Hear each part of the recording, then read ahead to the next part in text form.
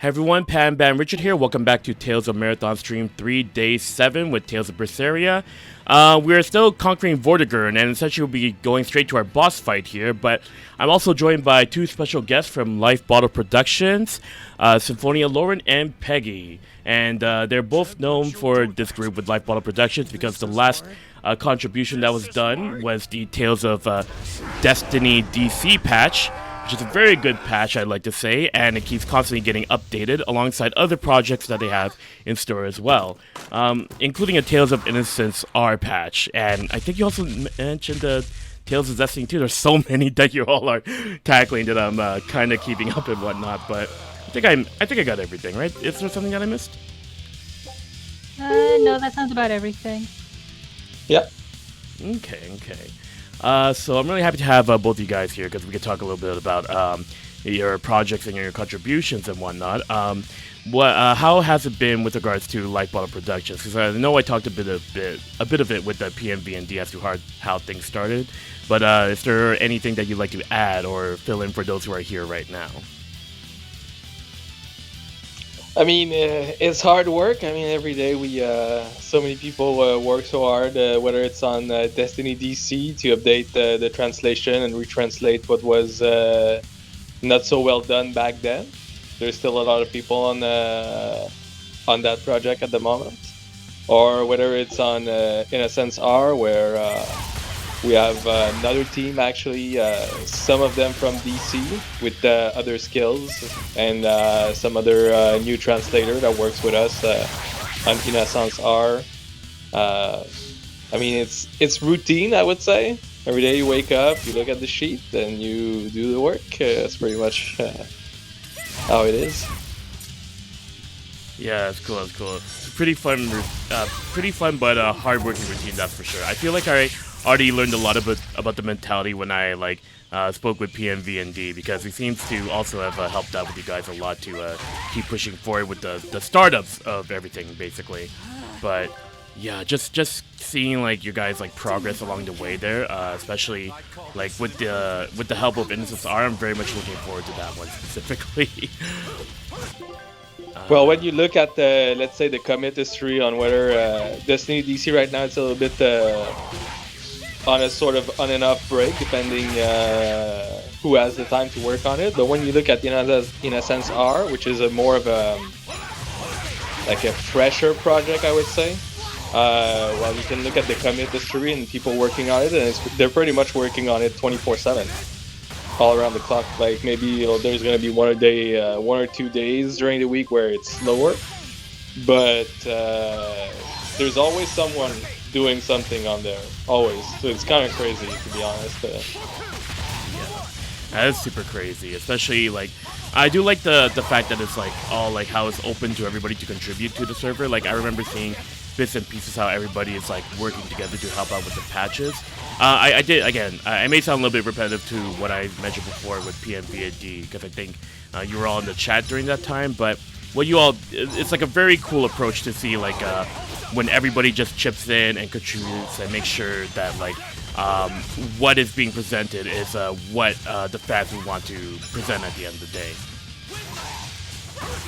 Well, I think there's the way I see it is everybody has a sort of piece of the puzzle or something like that, or a specific knowledge of a specific thing in the specific game, and when you have all these people contributing together, maybe somebody is going to know that in this game, the description was exactly the same and it was translated in this piece of media. And you're going to be able to take the actual translation from the official media and put it in the game. Something that you wouldn't be necessarily be able to do with a smaller group of people, right? When you have so many eyes looking at everything that was ever done in the Tales franchise, we're able to make sure that you don't leave any stone unturned, let's say, right? Yeah. If you got a huge team, in other words, to help cover each other's bases, basically. It's a very good thing to have everybody working together for the common cause. By the way, sorry, I forgot to set this up for you both. Basically, I have to stream up on the Discord so you guys can all be caught up. I know it must have been a little bit awkward. It's like, oh, we're going to Vortigern, and then you guys aren't seeing anything that's going on. But essentially, yeah, here we go. So feel free to start watching the stream when you're ready to pop in and whatnot. Well, I'm watching the stream on Twitch on mute, but I don't know for Lauren. I played Tale of Berseria, but not till the end, and most of the time we were drinking with my buddies and just making jokes. It's not a game that we know very well, it's just a game that we played as I think I got started on Berseria and then kind of got caught up in other stuff, and I never really got around to finishing it. I did finish Berseria a couple times though, so... So I'm just checking out some production things right now because I don't know if everything's fully going forward. I think everything's alright. Can anybody hear me? I guess everything's going okay. Anywho, production stuff aside, yeah. So you were just drinking it up one day and just like playing it with friends, Pegi? Yeah, right before the pandemic, actually, we had to stop because like everything closed down. Yeah. But we would play once every week, get together, go buy some beers, and one up each other who could make the craziest costumes in the game because you had a lot of accessories. Yeah, like, I remember, you can make a stoner beard for Latisette if you invert one of the hair and you move it down completely. The bottom of his face. Oh. So he has like a big beard, and you can do like some crazy like mohawk and stuff like that. yeah. I think like every time we would see the character on screen, we couldn't stop laughing as like how ridiculously they looked, and so that what stuck with me. I don't really remember the story much. Yeah, I hear you. The attachment systems in the later games are pretty fun to play with. I remember the Exilia games, you know, you do side quests, get new items, you know. I look up a guide to like find specific items to put onto my characters. It's a lot of fun, you know. I like the 2D games, but you can't really get that sort of customization with them, admittedly. Yeah. I think that was the first time where I was like, because before when I would play alone on those kind of games, I was like, I don't really need the costume, I don't really need the accessories, why should I do that? And then playing with friends and like all customizing your character individually and those kind of things, it really brought up the like, okay, that's the whole point of it, right? Like that's the point of those little like DLCs and things like that. Made me want to buy all of them so we could like, I don't know, have fun with them. Yeah. No, I understand, because like I for myself, like when it comes to the attachments, I'm not particularly 100% using them, because I always record my playthrough, so seeing them with the attachments, it feels a little bit off for me when I use it for videos and whatnot. But I definitely know the appeal. I remember like seeing like my friends play through and they put like angel wings on everybody, or like fedora hats. It's like, or like make. Oh, I remember one thing. Like when I played Tales of Exilia 1, the biggest thing for me was like when I didn't really like Alvin too much, I gave him like a droopy nose, and it looked like a bloody nose or something. Like the little things like that. Sunglasses on everyone, make them all look cool. Yeah. Like since like we were the one with the games on our computers, and like our friends would come over to play. Like we would have time during the week to like mess up with the characters a little bit, so they wouldn't know what exactly like how the character will look like the next week. And my friend would put the angel wings so like angled outside of the character that you couldn't see anybody during the cutscenes because it would all be behind velvet wings. I was like, stop it, we can't see characters. You would like do it on purpose. Good times. Yeah, I think that's like the best part about it, because like they're all just like covering everything and making sure that like you can't see what you're doing in battle. Yeah, I see how it goes really well. God damn it! Like honestly, I think let's go. I think like a part of me that I'm not really particularly for it, because like again, like it's funny, but then I don't know what I'm doing in battle. It's like that's when it's like, oh no, I don't know what I'm doing, but it's definitely funny when you're like chilling with friends and having a good time.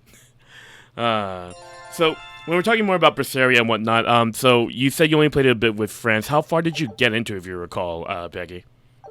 We were... I think we were, like, breaking a seal, like... We started to, like, really know about Malevolence, I think. Like, we broke a sort of seal on an island where... At least maybe 30 hours in, something like that. Okay. So you've already seen the stuff that's going on stream, in other words. All right, that's good. I guess. I could tell you definitely it's much ahead of time, that's for sure. How about you, Lauren? Like, how far did you get into Berseria? Because you did say you played it for a little bit. Trying to think of how far I got in, because I remember the cutscene where Bella wants to yeet Artorius at the little meeting thing. I remember they were in the Earth Pulse, I think. Okay. Yeah, so this is definitely stuff that you've Yeah, this seen. is way earlier than that. Yeah. We haven't seen Zavid with the shirt yet, you know. It's kind of a downgrade, admittedly, you know. I don't know. Maybe upgrade, downgrade, it all depends on perspective. But certainly for sure, like, I'm glad that we're both on the same page here, because like I don't want like anyone to be like a little bit far behind with what we talk about and whatnot with Berseria and everything. Because yeah, just pushing forward here.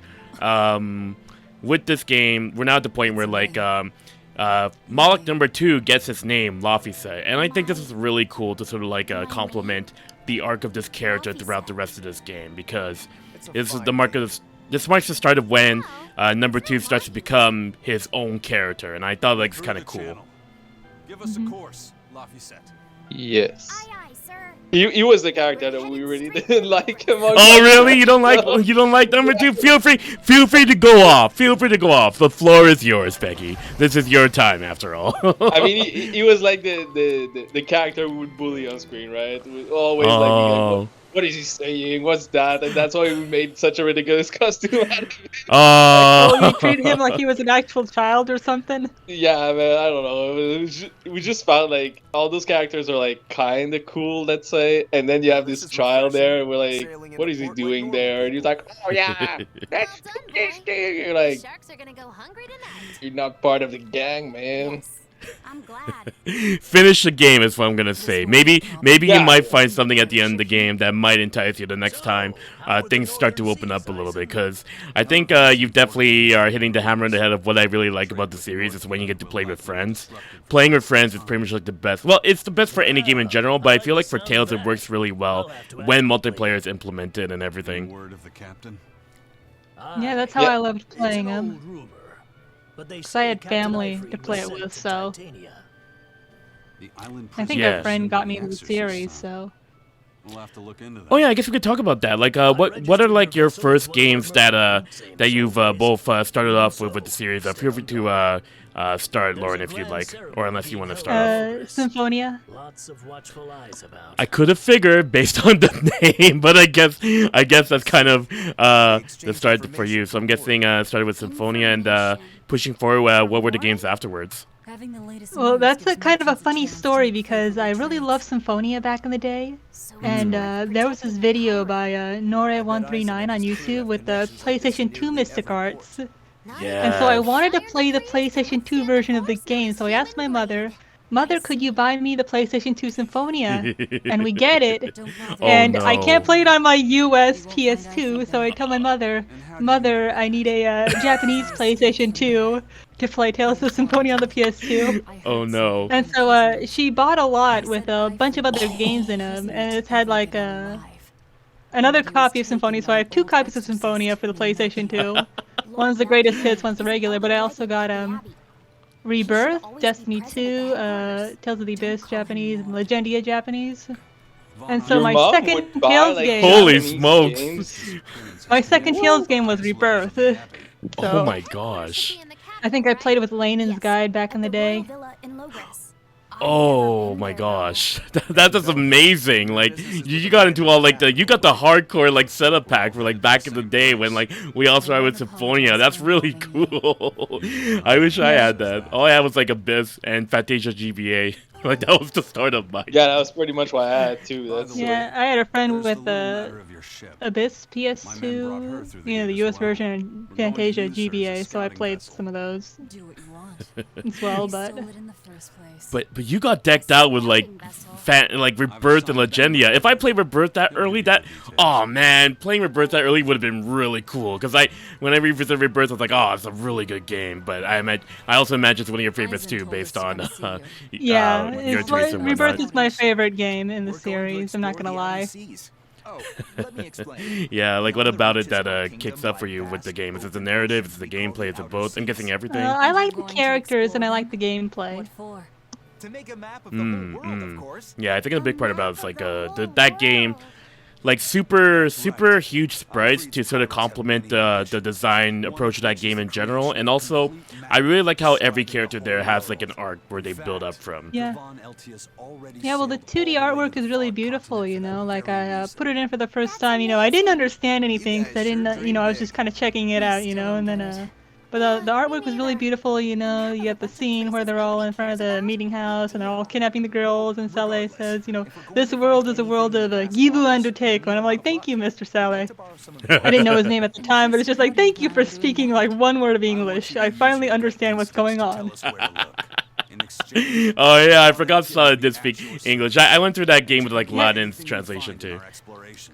But Yeah, sorry, well, like you said- a lot of the characters like using random English. Like at one point in the game, Petrie says, you know, nice idea, and it's just like, what is this? I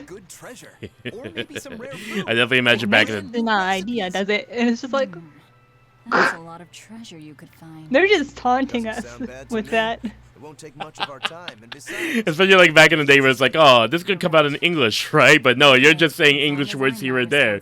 You could say the whole thing, but no, it's like that's a Yeah, different well, topic like I altogether. first played it around like 2008, 2009, so that was around when the PSP version came out, and people on the Tales forum were talking like, oh, maybe we'll get the PSP version. Nope. Yes, Bandai. Bandai would bring all those games in English one day. It would be lovely, but that's what you're all working on right now. It's really cool because I think you guys have heard the story that I mentioned before with PMVND, but I can repeat it. Essentially, like I started seeing like when the Destiny patch released, I'm seeing like a lot of people who I haven't spoke to for a long time that I first saw when I was a Symphonia boomer myself, and everybody was like talking Symphonia at the time. I see those exact same people playing Tales of Destiny. Your patch is like, wow, I did not expect this, but all right, like you're all hardcore Tales fans. Well, a lot of people were waiting very patiently for the Destiny DC patch by Absolute Zero. And that was what, how many years in the making? And then they dropped it due to personal reasons. who knows what we'll find. So a lot of people really Something full of bummed treasure, out by the maybe? fact that patch was just kind of gone, and all that work that went into it over the years is New just kind shipping of lanes, perhaps. Some wasted. fish would be enough for me, especially if Yeah, it's Well, yeah, My thoughts unfortunately. Tuna or yellow And that's kind of why Peter decided to make the patch open source, you know, just in case, you know, something were to happen. Like somebody didn't want to work on it anymore, you'd still have people who could pick up on where people left off. Yeah, we actually have a term for that. We call it the bus factor. It's like if you get hit by a bus in the street, like can the patch go on without you? That's the whole idea. So everything has like a sort of like contingency in case of somebody goes missing, let's say. Especially in the COVID days, you know, you never know. So Yeah, of course. that's why we have always this sort of usually most people can do the job of another one, or at least like the specific skill set of somebody else. So that's why we always have multiple skill set in the whole team, right? Nobody is just one thing. Everybody's like multiple, like have multiple roles. Mm-hmm. Like everybody has an equal attention to the project.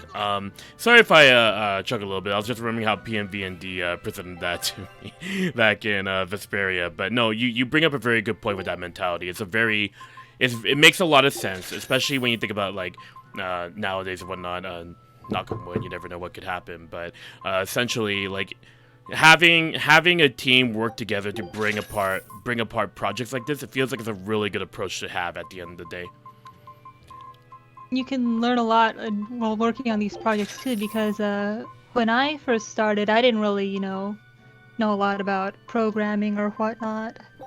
But I knew about the image format because I had an interest in extracting graphics from the games. I didn't really have the ability to get all the graphics because they were compressed, but I decided to hop in because I heard about it from another friend, and so I see what they're doing, and then you learn, oh, so the files in these games are compressed like this. There's type of file format, and then you can go from there. Yeah. So that's a lot of like cross-referencing when it comes to like the skills that you pick up along the way with this kind of stuff. Because I remember like digging a little bit into some files myself a bit to check on songs and whatnot, and I can only imagine how much is like amplified so much more when you're working in like a project like all of this. So. Yeah, well, the Tales series, there's not really that much documentation to things like, say, how the game works and stuff. It's not like, something like Super Mario 64 or the Crash Bandicoot series where you have a very robust modding scene because everything is really well documented, We pretty much came into it blind because, a lot of the ROM hacking side of things, especially for the Japanese-only games, is kind of monopolized by translation patch groups, and they tend to not want to let their stuff get out. So like the thing about like these games and whatnot that are being patched. So we're working with the you're all working with the. Actually, wait, hold on. We didn't get to hear Pegi. What's your first Tales of game? My apologies, I missed that one. I was waiting for you to ask. Yes, my apologies, good sir. Well, I remember distinctly that I actually had the Nintendo Power issue that was promoting Tales of Symphonia release in 2004. Yes. And I still have the page, the actual, like, there was like a full page of like just the Symphonia poster. It was a small page, but I remember ripping it out and like asking my father if I could have this game and blah blah. And on release, I didn't get to buy it because like I only got like the whole principle with my father was like you get $5 for every 75 plus grade on your on your bulletin or something like that. And it wasn't that time of the year when I got my money, so we actually just rented out Tales Symphonia at the local like game store. So we could only like play like for a certain amount of days before I could finally like buy it eventually. And we would play Tales Symphonia. I think we did the game at least 3 or 4 times in a row almost. Like all of our friends actually played with us. We had a really, really tiny room at my friend's place. One of the guys that actually played Berseria with me, he played most of the games, most of the Tales games with me. And he had a really tiny room with only a futon and a TV. That was his bedroom. It was like, I don't know, maybe 3 meters by 5 meters. It was like shoebox. And we would cram 4 people on his little futon and we'd play Tales of Symphonia all summer long. And when that act eventually Abyss came out, I think, like 2 years later, we got to play that on release. In that time, I think I actually played the Jap Fantasia patch. Oh, beautiful. On my own. So like I knew about like there was other Tales games and stuff like that. But it took a while before we got actually other games, and I wasn't like really that interested in Japanese games. I wouldn't like emulate them or try to buy them online because back in 2004, 2006, like eBay wasn't that big of a thing, especially like where I was from, like where you had to have a credit card, and I was quite like. I was underage, of course, so I didn't have any credit card, and so it was complicated to have other games. But we eventually got to play Berseria when it came out on Xbox, because my friend had a Xbox back then, and we got Grace. But like starting from Grace, that's when we were like, well, it's not exactly the same it used to be, but we still played them when they came out. I think there was Xillia, we did the whole game. It was quite good. Then Xillia 2, it took me 3 attempts before finishing it. I think like in the course of 3 years, I was like, oh, that's not the best in the series in my opinion. Like I had trouble with the voiceless protagonist, like PNVND said. Me too. It was the same thing. I was like, you gotta talk. You're not Link. You know, you're the guy in the Tales games. Yeah, you have to have a voice or something. Like it doesn't work like that. And I remember Zesteria. I was living in Japan back then when I think Zesteria just came out, and I managed to get like a PS3 used, and I got the game, and I played a little bit of it in Japanese. Back then I didn't know a lot of Japanese, but the actual like first year I lived in Japan, I bought the different games, right? Because I could see them used in the store, and they like Tales of games in Japan, like the normal like games, they're like super cheap. Yes. You find them for like 300 yens or like 500 yens, and the guidebooks are like 100 yens at the book off, like the used bookstore. So you can get a lot of Tales of merchandise like for pretty cheap. And the whole idea of Fan Patch came like in my mind, like when it first brewed in my mind was, They won't inspect I was with my friend back then in Japan, and we're like in the living room couch playing Tale of Destiny in Japanese on they had like lots of game system there, and we tried like reading along with the script, and it just didn't work. We were like trying to play multiplayer and read the script at the same time, and we're like, that's not working out. I hope this game one day will be in English so we can actually enjoy it.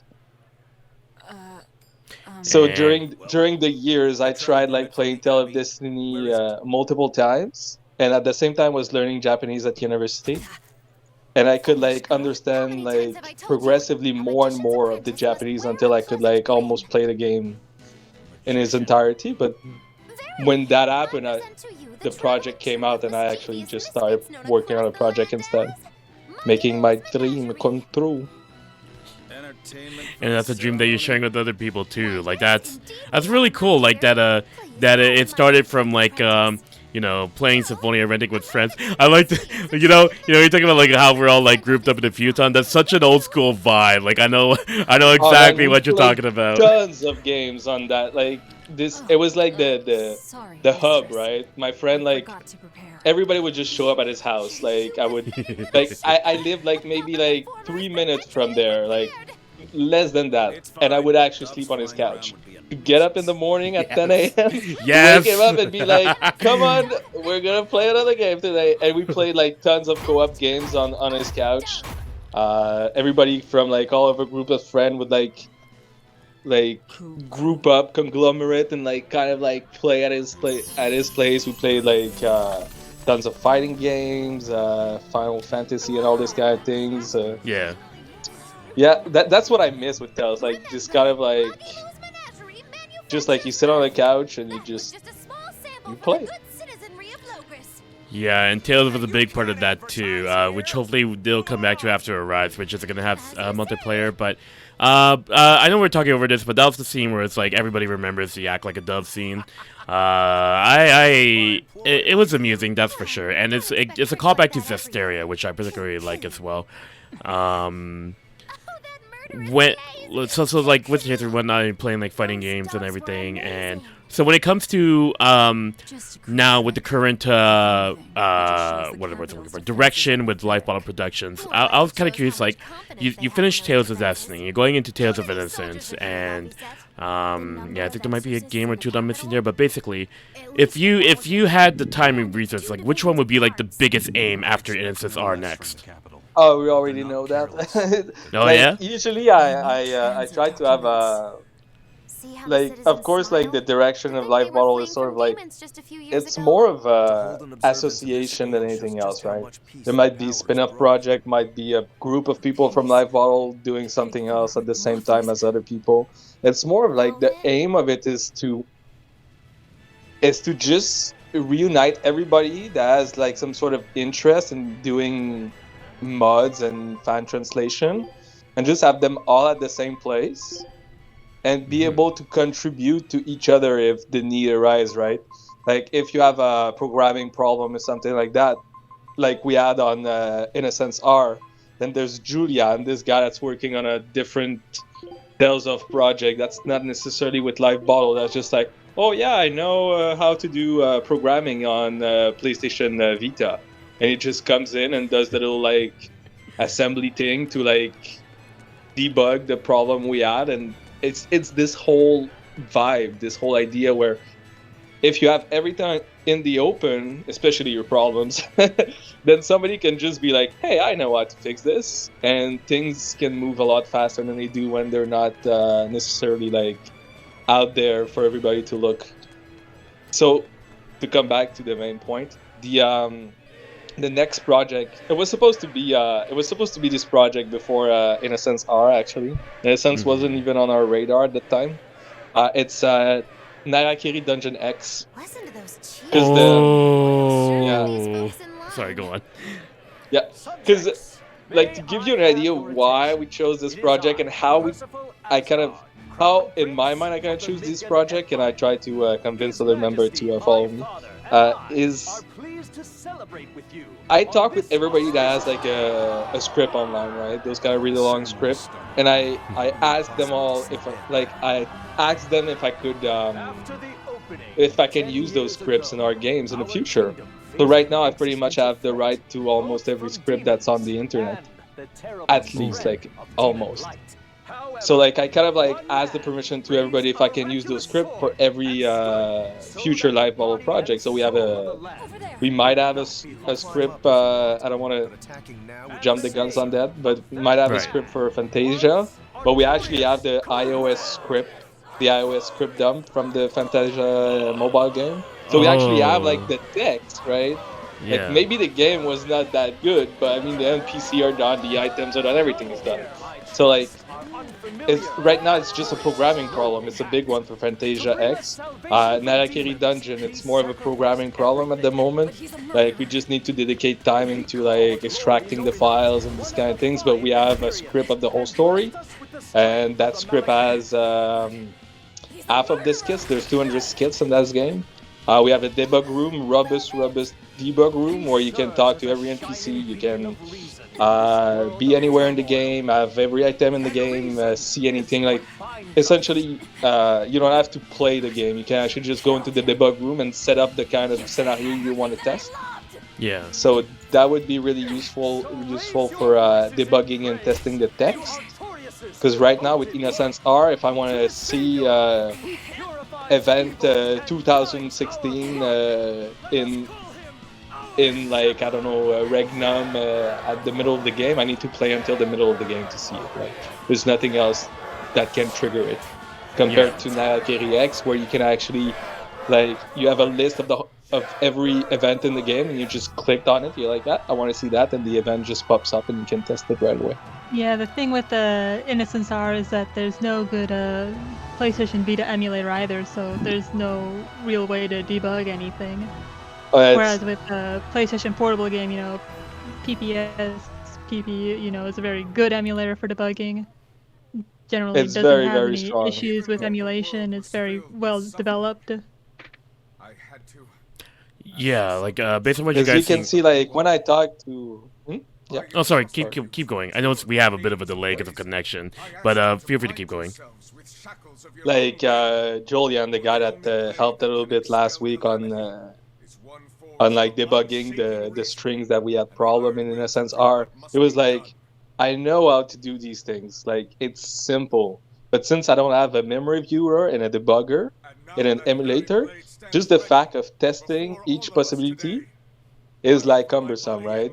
You need to like regenerate the e-boot, put it back into the emulator, open up the game, test it.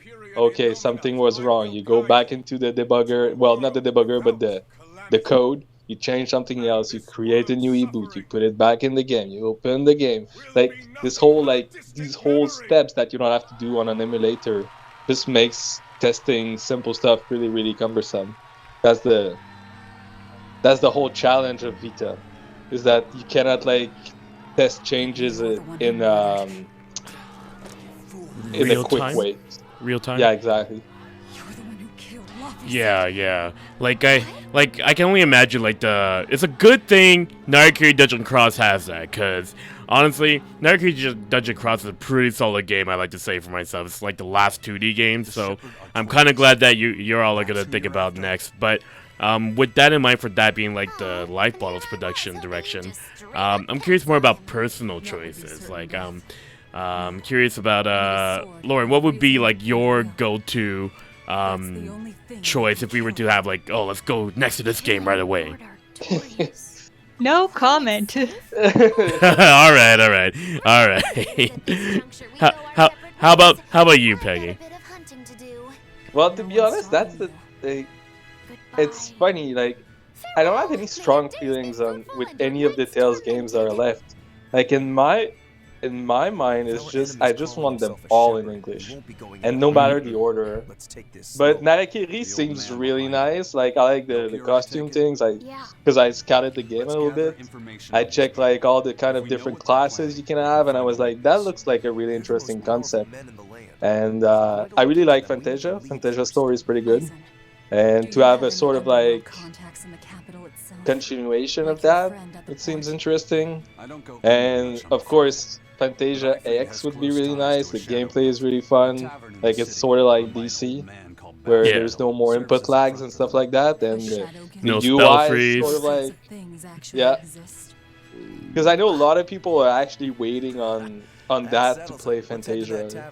Because let's be real, the first two games, Fantasia and Destiny with the spell freeze, I mean, I play them and I like them. It's just, it's not the same thing though. It's sort of like a different series in my opinion. Yeah, it's certainly a product of the times, that's for sure. But like, Tales didn't really hit its stride till Eternia, pretty much, gameplay-wise. If you want to hear my opinion, you know.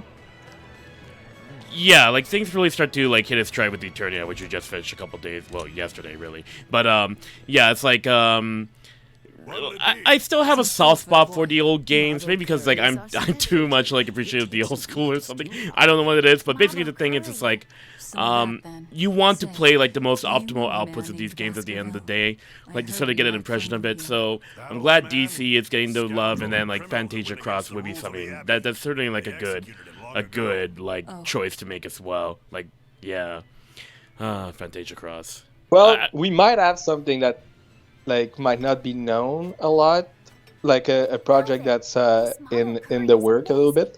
Do you know like Tales of Arts are Infinite Evolve, the minigame? That's the one that came with the pre-order, right? If I recall correctly. Yeah, in Japan. Yeah. No. Well, actually, it's the same architecture than Innocence R, and we did manage to extract the graphic and change the graphic. We know how many skits there are in the game. There's 30 skits. 30 skits is not a lot.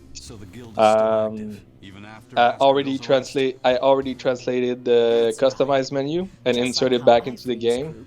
So it's just a question of time until this one gets done, actually. Like, just gotta finish Innocence R and then repurpose the tools to be able to do this one. And with the amount of text inside of the game, it should be done in a week or two after Innocence R. It's a small game. That's pretty sick. Like, that. In terms of graphic, because usually like most of the assets in Infinite Evolve are graphics that we need to translate. The graphic teams that we have are just, they're phenomenal. Like you just give them the graphic, and in less of a day, they did everything. Everything is done. Yeah. Sorry, I might have to interrupt a little bit here. So, chat, we got a choice to see what kind of request that we're going to pick to do first. Should we destroy the goods, search for a missing man, or foil an ambush? Feel free to let me know what we should do first. And, Peggy, if you want to like make a choice, feel free to. I'll count your votes in, too. We're doing these missions to sort of get some intel for how we can approach the Abbey. Okay, you got foil an ambush. Uh-oh, 2 ambushes. What do you got? What are your votes? We're gonna ambush you. Ambush. Yeah, ambush them. Ambush. Destroy. Okay, we got a couple ambushes. We got some destroy. Search. Oh my goodness. Property damage. This is where everybody just decides to show up, you know. Yeah. So we got 4 ambushes. yo, you can flex. We can keep flexing here. So We got 4 ambushes. We got let's see, one destroy? No, 2 destroy, 2 destroys, 3 destroys. I think we're going ambush. Ambush is the majority. So ambush is first. We're gonna get back to the vote afterwards. So we're gonna head off to stop the ambush of the Royal Medical Society. We cannot and will not agree. Yeah, that's pretty much the gist of how this stuff goes. It's what we call the Let's Play approach. Anywho, feel free to continue off from where you were, Peggy, if you like. Of course. It's hard for me to stop talking, sorry, about that. Okay. Like, sometimes I call my father and I talk for an hour about the project, and at one point he's just like, well, I gotta go back to other things, son. No, but you're very articulate in what you say. So, like, if there's anything else you want to share, because I am learning lots about what you guys are talking about. So it's kind of cool. That's like, oh, you were able to gain access and like look into that minigame that like was in pre-orders, which I saw footage of. It was pretty sick, but I never got a chance to play it myself since I didn't pre-order it. Yeah, it's not like it's a 68 megabyte game, so it's like super small. Like there isn't really a lot of things inside of it. Like not a lot of text. Mainly, it's all about gameplay, like graphics that we need to do. But it's the same principle with Tales of Heart R, the actual like English translation. The tools that we have right now that are getting developed for NSX R, they're all compatible with those other games on the Vita. Yeah. So if maybe like somebody one day, might not be us, might be somebody else. That's the idea of open source. Want to revisit Tales of Heart R and change maybe the main character name, who knows? Well, it's possible with the tools that we have, the tools that the programmer are working on. That's the contribution to the community on a long-term basis, more than just doing the fan translation. You know, we were talking about vibe earlier. This is a vibe right here. Aizen and Rokuro just chilling, taking some. Yeah, this is the vibe right here that I'm talking about. Playing some games in the background too. But anywho, you know what? A translation I'd like to see. Let's see Tales of the World's Summoner's Lineage. I need to know about Falling's story. I need to know about his narrative and arc. But no, obviously at the end of the day, that really depends on like what projects people take. But I don't know if people really want to do Summoner's Lineage because that game didn't get too much attention. Yeah, Like- Summoner's Lineage is Game Boy Color, isn't it? That's pretty much all Game Boy assembly. Advance. Game Boy Advance? Yeah. And it Yeah. might What not game all be is that? assembly, but I don't even know, I think. it's the Tales one of with the World? Clarth's great grandson or something. Yep, that's right. It's not Narakiri Dungeon 2 and 3, right? On No. Game Boy Color? No, it's not Naruto Dungeon. Yeah, Naruto Dungeon 2 Nils and has 3. a lot of spin-off games. It's just sometimes it's hard to keep up. Yeah, the Fantasia verse is really freaking huge. I'm not gonna lie, you know. Is that so wrong? That it is. I mean, honestly, let's count how many remakes there are of Fantasia in the first place, and the loose connection with Symphonia too. Oh yeah, that game. Oh yeah. Yeah, Well, to you be know, honest, it's been an awful Game Boy while Color since is we've a had our whole latest. other- No, it's Game Boy Advance. It's probably gonna be different, but you know, it's been a while since we've had a Fantasia re-release. I'm starting to think. Because I back in want the 2000s, you know, you had a Fantasia re-release every other week. But the thing It was is, like, the I think the 2010s rolled iOS, around. but the iOS version kind of counts as a re-release, so it's not that far away. Right? It was like 2015 iOS, later than that. to say 2014 because it was done around the same 2013 time. in Japan, 2014 in North America. Thank you. Thank We're you. due. Yeah, we're due. It's almost been 10 years. There's a cell phone release of Tales of Fantasia. What? Wait, what? iOS, yeah. I'm looking not iOS. It's just like cell phone. I'm looking at the Wikipedia article. Oh yeah, for it. there was a mobile release. It came out on Japanese phones only for a bit. 2010 is just like Which It's one? just been- Which game? Tales of Fantasia. Fantasia. Yeah, it was on iOS. Oh, not just iOS, but also mobile phones like the flip phones or something. It used to be a Oh thing yeah, only in Japan in they have Japan. like flip phone from the future. You can like go on the internet and like watch streams and stuff like that. It's not the same that we have here. Not to be confused. Yeah. Oh, these games. So, talking about Lauren's favorites. Peggy, which ones are your favorites in the series? I would say Abyss. I think Abyss and Symphonia. I know it's kind of like the the basic bitch kind of like Nah, answer, it's like, common. "I play Symphonia."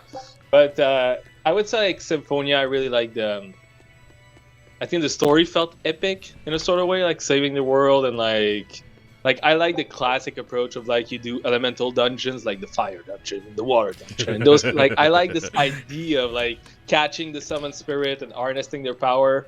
And I think Abyss was sort of the same way, where you had like thematic dungeons based on elements.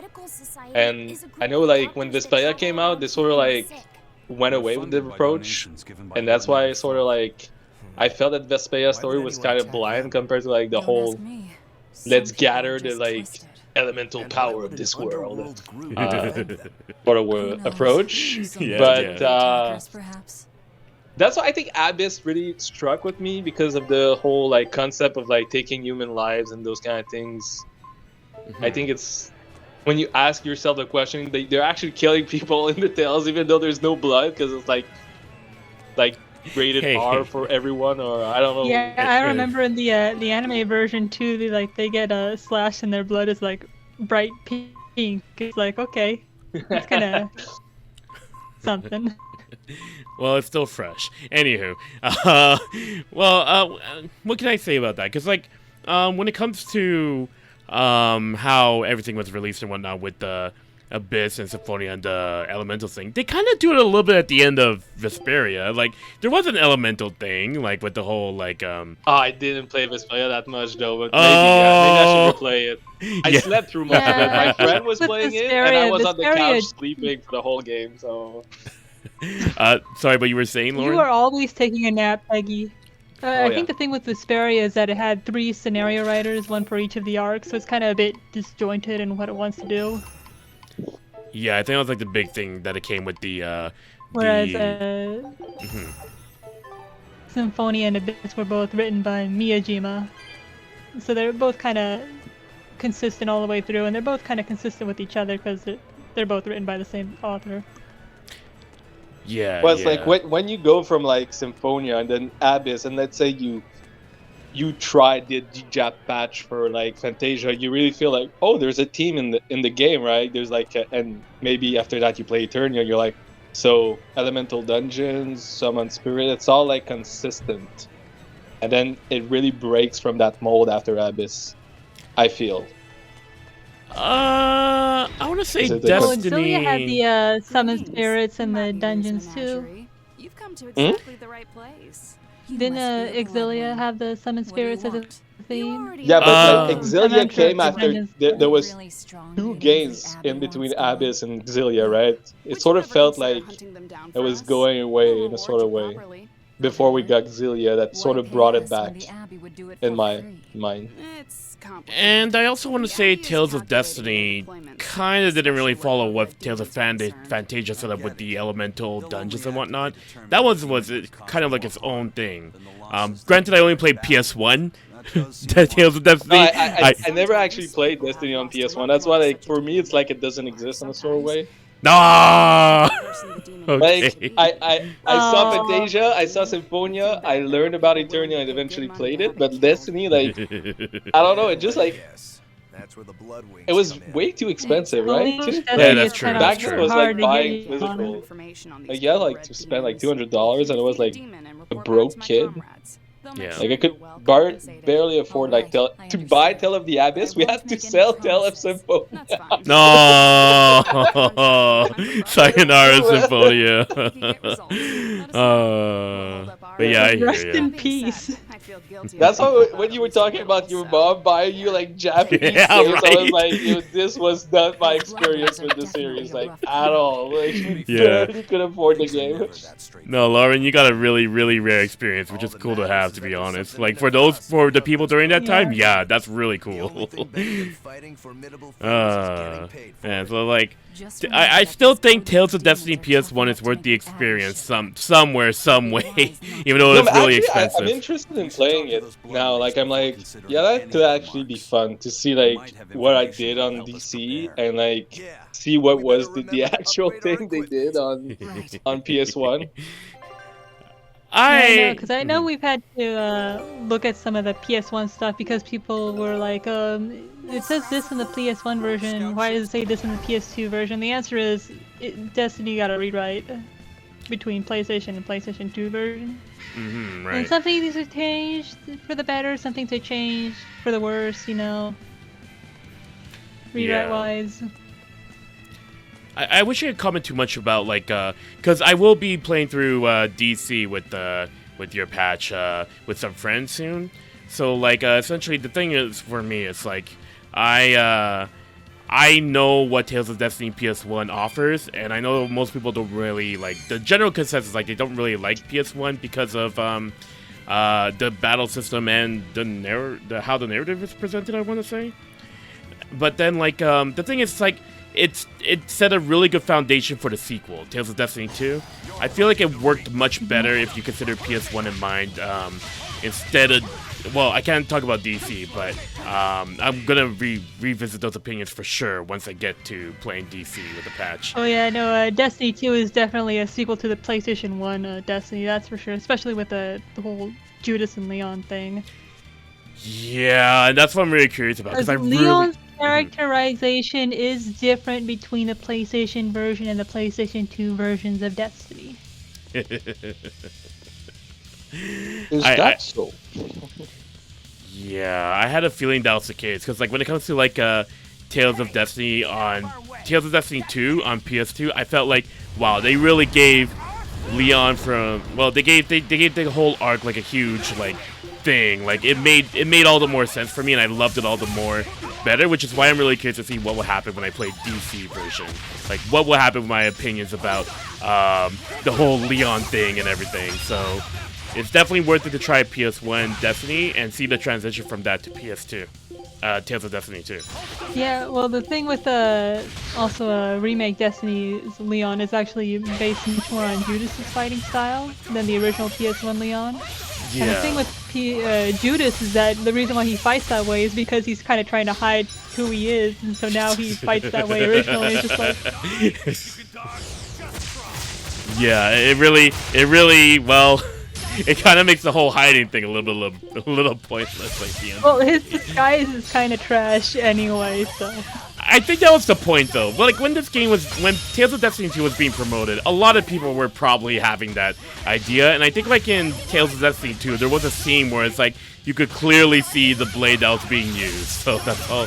Like, there's an extra blade where they need to do like a prison break or something. Like, it shows the blade just for a split second. Beginning of the game. Yeah, yeah. He like uses Sheltier as a key to open the door.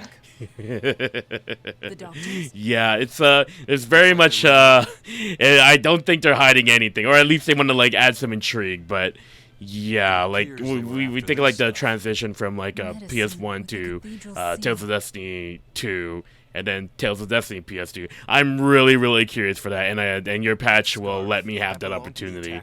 Finally, I will be ready to play this game. So right now we just followed the ambush here. We picked up some little weird concoctions of some sort, and we're gonna be heading back to the guild, or not the guild, the weird tavern. I forgot their name because we were having different conversations. But basically, the thing is, we now have 2 more choices to make. So we just followed the ambush. Everybody was split on destroying damaged goods, or destroying the goods, or searching for a missing man. So we're gonna try to vote again. What are we gonna do next? Are we gonna destroy the goods or search for a missing man? Everybody, make your votes now. I'll let both of you throw in a vote as well, Peggy and Lauren. Feel free to throw it in. Property damage. Yeah, property damage. Saving people is for losers. All right, we got property damage. We got searching. Property damage. Searching. Uh-oh. So far, it looks like what's winning right now is property damage. Okay, so property damage might be the way to go. The time left is by the moment when I get to the tavern. When I get to the tavern, we will decide what we're going to do. Find the man. Well, unfortunately, it looks like we're going to be destroying. Because when we destroy... Isn't it like the goods like crack or something? It's like a super hard drug. I don't know. No, I don't think it's that. Even though it kind of, well. No, but I mean, like in the world, Well, I game, mean, it's like like a Berseria drug, right? had Isn't the it? drugs. I don't remember well. No, yeah, you're. Berseria had that evil priest with the drugs. You know, the fake elixirs. Yeah, this is pretty much a reference to that, basically. I'm trying to right? remember though. But I mean, it makes people addicted, right? Yeah, something along those lines. And it was the church doing it, right? I don't want to spoil anybody, but like, they were implicated in that drug scheme. Let's just say. Yeah, I mean, it's I don't pretty want to spoil anybody, but drugs are bad. Okay, don't Yeah, do they're them. bad. See, we're doing the good thing, destroying it. That's the whole idea. We're good guys.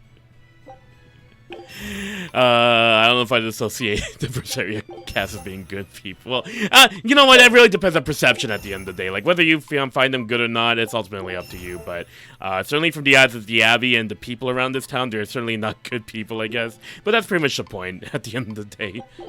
Well, the Berseria cast are just good people who shop at Hot Topic. That's their shtick. Oh, no. Oh, For no. sure. Oh, jeez. They probably got, like, chains and everything. I don't know. It's been a while since I dropped by Hot Topics. I don't know what's current or what's big about it, but I guess that's somewhat relevant. Alright, so I guess it's time to, Alright, we're doing property damage. What you do. I'm impressed. Okay. Let's destroy the goods, everybody. This is the kind of thing that I really wanted to do in the Vesperia playthrough at the very end because it got very non-linear. But unfortunately, there was a way to kind of optimize it to speed me up, and Vesperia is a very long game, so I needed to get through it as quickly as possible at the end of the day, and at least you guys get the choice here. I'm happy to share this little interactive experience with everybody, even though it does not last too long. If you would. What will we be destroying? Yeah, I know Berseria. That's hard. They kind of use the skits to do a lot of the story exposition, don't they? Oh yeah. Oh yeah. And I I think know that... Berseria. Oh, you go on. Go ahead. Oh no, feel free. Keep going. Because I was saying Berseria, I believe that the person who did the scenario direction for the skits is the same person who wrote the scenario for Tales of Rebirth and Tales of Symphonia Dawn: The New World. So it's kind of Really? interesting. Yeah, Masaki Hiramatsu. I was sure He you was were a gonna say like, scenario director. and it's not the same person that did In a Sense or Heart, right? It's not the same, right? I don't believe so, no. Because like I'm not sure who was storytelling the with scenario writer kids for just those. feels the same than that game, like in a way. Yeah, but this Berseria has a more cinematic sort of feel to their skits with all the different images, the moving characters, they do that sort of thing. Moving 2D characters in a 3D game? What's that? I want my skills to be in 3D. Don't you want the same thing? Done. Laura? Play Tales of Yeah. Arise. Hey, I mean, honestly, I can't really make a full opinion about the skits presentation in Rise until I play it myself, but I can understand, Yep. like, a lot of people's concerns and whatnot, especially for, like, longtime Tales fans. We'll see. Like, at the moment, I'm Okay. trying to go blind for the next few days on Arise so I can play it, like, as intended, sort of. Yeah. That's a big thing for me too, especially now I'm not a part of a website that keeps track of every bit of news. I want to have the fresh experience of playing a Tales game without knowing everything. Like, this is my opportunity, so I will take what I can get. But yeah, pretty much like Yep, you just make a spreadsheet, and you won't be able to see anything about Rise. Because that's the thing with working on these projects, right? DC, I'm spoiled. Like I know everything that goes on, even though I same thing for Innocence. Like Hearts are with the first game in a while. Like I could really experience blindly when I played it 2 weeks ago, and I kind of want the same experience again. Just like you boot the game and you play it, right, and you don't know anything Yeah. that's gonna go on and. I know I was making fun of you, Peggy, because you'd be in the file and be like, oh my gosh, I got spoiled the same game because in Destiny DC, you know. yeah. All I the mean, text literally, for the the test first is done from room, so you can The have first like thing, scenes from the later game and scenes from the early game in the same room file, and it's just but that's you're gonna exactly get like spoiled. for in a sense R. We since we had a script, we divided who was gonna like, because we had to like map where like every event was taking place, so we could transfer the script because the script was a free-form script, right? We couldn't optimize it or anything like that. So we took a long play video on the internet, and we all divided like who was gonna do what, right? And I picked the short straw, and I picked the last third of the game, so the end of the game. So I transferred the end of the game, so I knew exactly what the ending was gonna be and everything like that. And I didn't even like play the game at that point. I was like, well, I guess I know what's gonna go on. Oh, that really stinks. That really sucks. That's a sacrifice. Yes, I know.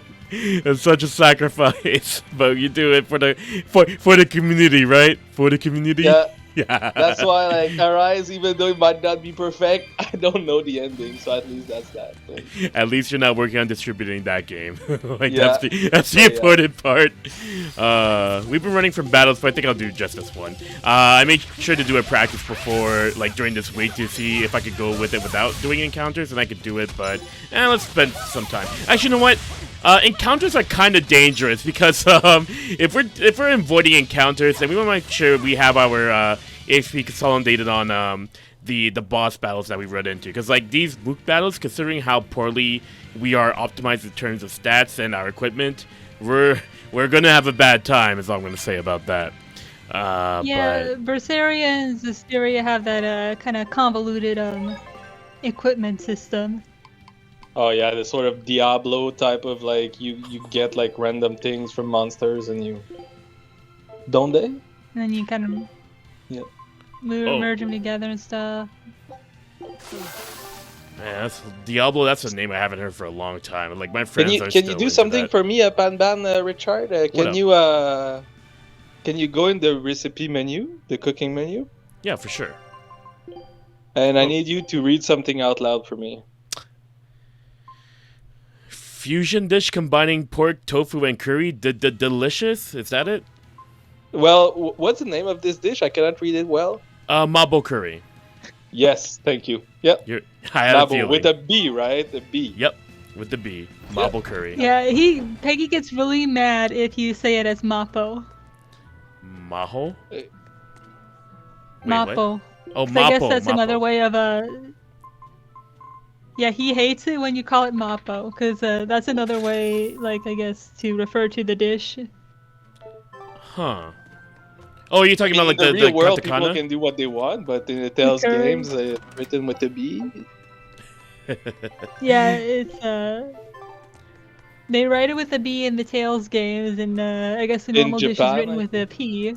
Oh, okay. And Peggy just hates it when you call it Mapo curry. I mean, I hate it when people try to put it in the Tales games, right? I'm like, that's not the way it's spelled. So you've had a Mapo curry before? Yeah, then? Oh yeah, I had to learn how to actually edit some files just to be able to change it, because I was like, I cannot have this in the game. So, oh my goodness, wait. So we're going with calling him Mapo from here on forward then? Alright. Oh, no. Yeah. M-A-P-O? Yes. So we're going all out? Alright. Yeah, thank you. Yeah, M-A-P-O. No, honestly, I think I've been kind of, if I go Mapo, it kind of sounds like it's a little bit similar, but I'll accentuate just for you, Peggy. Mapo. Is that a little bit too much? Oh yeah, that's the way it's supposed to be spelled. That's the way it's supposed to be spelled. Yes. Mapo. Sorry, that's gonna pop the ears of the rest of the viewers, so I'm gonna stop doing that. But you know what I mean. No, but like there's an actual moment I'm like watching an anime or something, right? And there's subtitle, and Mabo curry is something quite famous in Japan, or at least Mabo tofu. And then you see like the fan subs or anything like that, they're gonna write Mabo tofu, and I just lose my shit. And then you take the official subtitle from like, I don't know, Aniplex, and it's Mabo. I'm like, that's why they pay you. They pay you to write it with a B. So wait, I thought it was just exclusively Tales. I don't watch too many anime and stuff. So this actually shared across like throughout different series? because it depends where in Asia you look at. Like in China, it's actually mapo, and it's a Chinese dish, right? But story goes that when it went to Japan, and since the Japan version is slightly less spicy, like the actual way they write it is mapo, mabo. Sorry, Now you're getting mixed up a bit. like it's called mabo, right? And you can like you read the katakana and it says mabo and everything says mabo, but then on the internet you go to dictionary like gshow.org and they're gonna write mapo and it gets really confusing. But like, let's say you just go into like a grocery store in Japan, it's gonna be written mabo for sure, 100%. But people don't believe me, but it's true. So I thought it was just exclusively a Tails problem. I didn't realize it was like all across different, but I guess that makes sense. I do like the history lesson though. I'll be more mindful of it, but unfortunately because it's Tails, I'm gonna have to call it Mabo. So I apologize from here on out there, Peggy, but I think after this session I'll be calling it Mabo afterwards. Well, I guess the Mapo is from the Chinese. Yeah. Mapo is from Chinese. Mabo is, yeah. Anywho, so right now we're continuing on. We meet up with our Crybaby Exorcist here. I like how that's like a little bit of a gimmick with our Crybaby Exorcist. I think we have her name. Yeah, Eleanor. So we're gonna be taking out the mooks here on the side. We got good old Laufey to help out with this here. Laufey spells are mostly like you see a lot of like elements in between them, but mostly it's just like physical-based neutral spells. So it's kind of cool to get that out there because like Laufey can certainly help out with the likes of Rokuro and Velvet in terms of dealing out damage and exploiting their weaknesses. So it's a cool way to sort of progress forward with this as AI Velvet shows off how well how to play this game as Velvet. Like, I don't understand AI Velvet. AI Velvet is so conservative with the break soul. You're supposed to just keep mashing it. So when it comes to Berseria and playing it, Lauren, do you remember who you usually played as in this game? I like Rokuro. Ah, good choice. Any particular the neat little counter break soul. Yeah, so it's a good one to have. Besides that, what else would you say is like really cool to explore besides the break soul? Just his attacks and whatnot? Yeah. Well, it's just Velvet. I don't really like playing as the main protagonist in Tales. You know, I like to kind of challenge myself because the main protagonist kind of they get a lot of tools in their unless your name is like Luke Fonfobre, in which case, you know, Guy is just better in every single way. I'm sorry, Luke. I thought Luke is okay. It's just that Guy is just instantly outclasses him at the end of the day. Yeah, that's the thing. So when you start with that whole mentality of like changing the characters up and whatnot, when did that start for you? Because I remember that started way too late for me. Well, I think it started when I was first playing Symphonia, you know, because I like Zelos. Nice. And you know, Zelos has a lot of fun things he can do. Yeah. Being a Magic Knight and all. I think at Rebirth I played Petrie a lot. Of course. At this I played Guy. I think Legendia was Chloe. Of course, Chloe's kind of the closest thing to a normal Tales protagonist in that game. Yeah. She's a sword lady for people who don't like to play with people who don't like to play with fist fighters. Pretty much, yeah. That's the whole just for appearance. You don't like the Tekken players, but I'm glad you brought up Taichi. Rebirth is a game I need to revisit in terms of like exploring the characters because I played with Vague with like a little bit of Taichi for some moments, essentially. But yeah, any other characters? Yeah, they're all pretty good once you learn the mechanics. Yeah.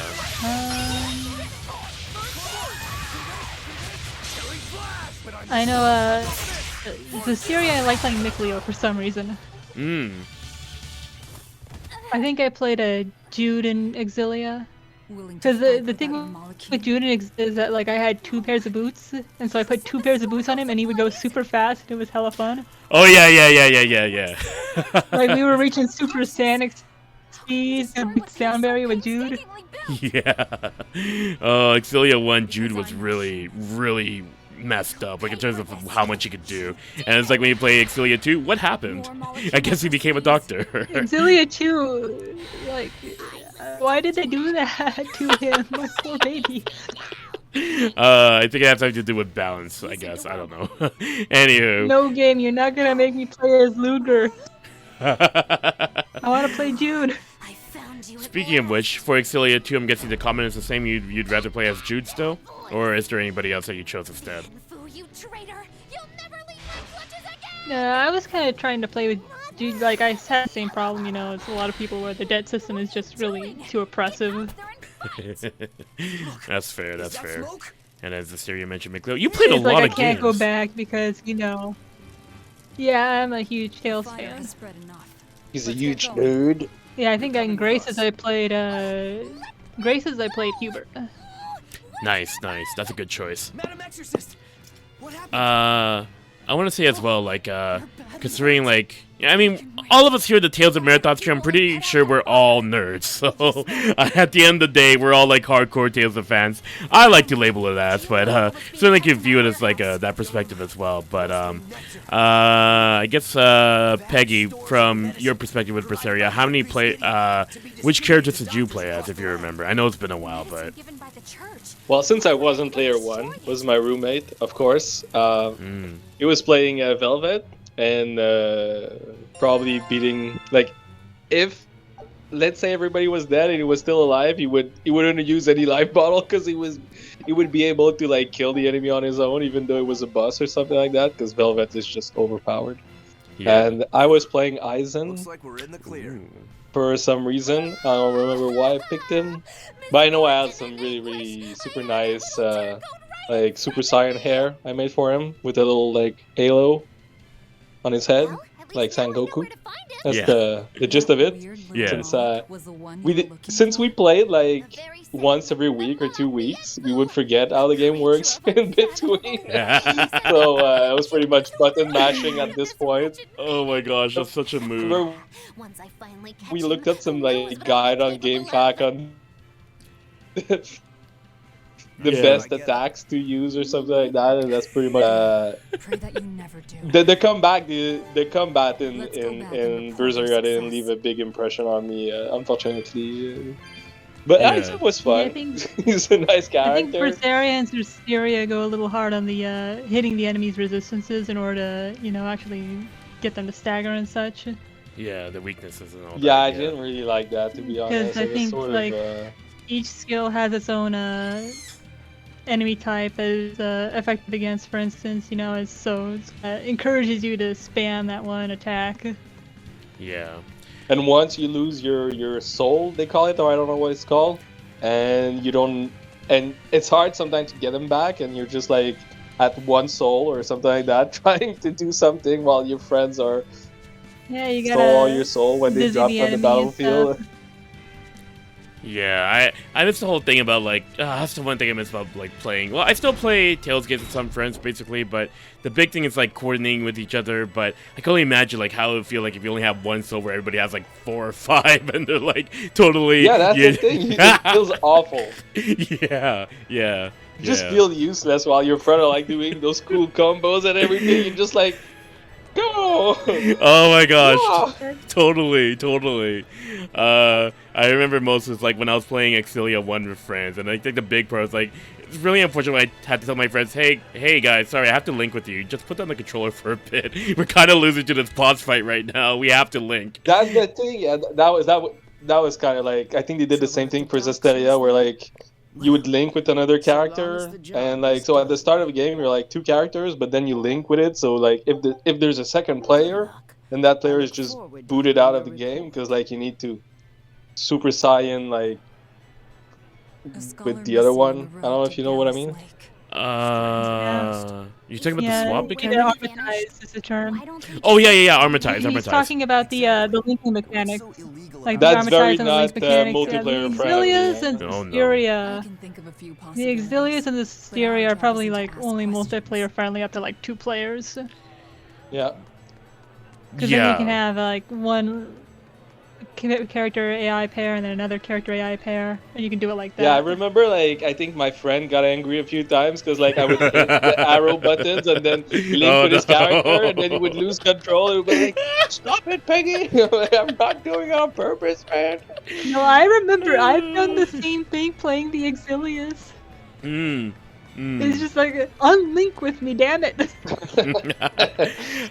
I'm so glad I'm among folks who generally who also play multiplayer, because like I know what's a general consensus that not too many people have played the Tales of games for multiplayer, but that was also a huge selling point for me. Like, for me personally, as somebody who plays multiplayer games a lot, I love playing games with other people, especially like the Tales of Adventures, because they're so like engaging the moment that you join in with other people to do stupid stuff like that, when you're linking with them when they didn't expect it. I think we started having a lot of fun when we started passing the first controller, because like for a while it would only be me walking around the map, but then.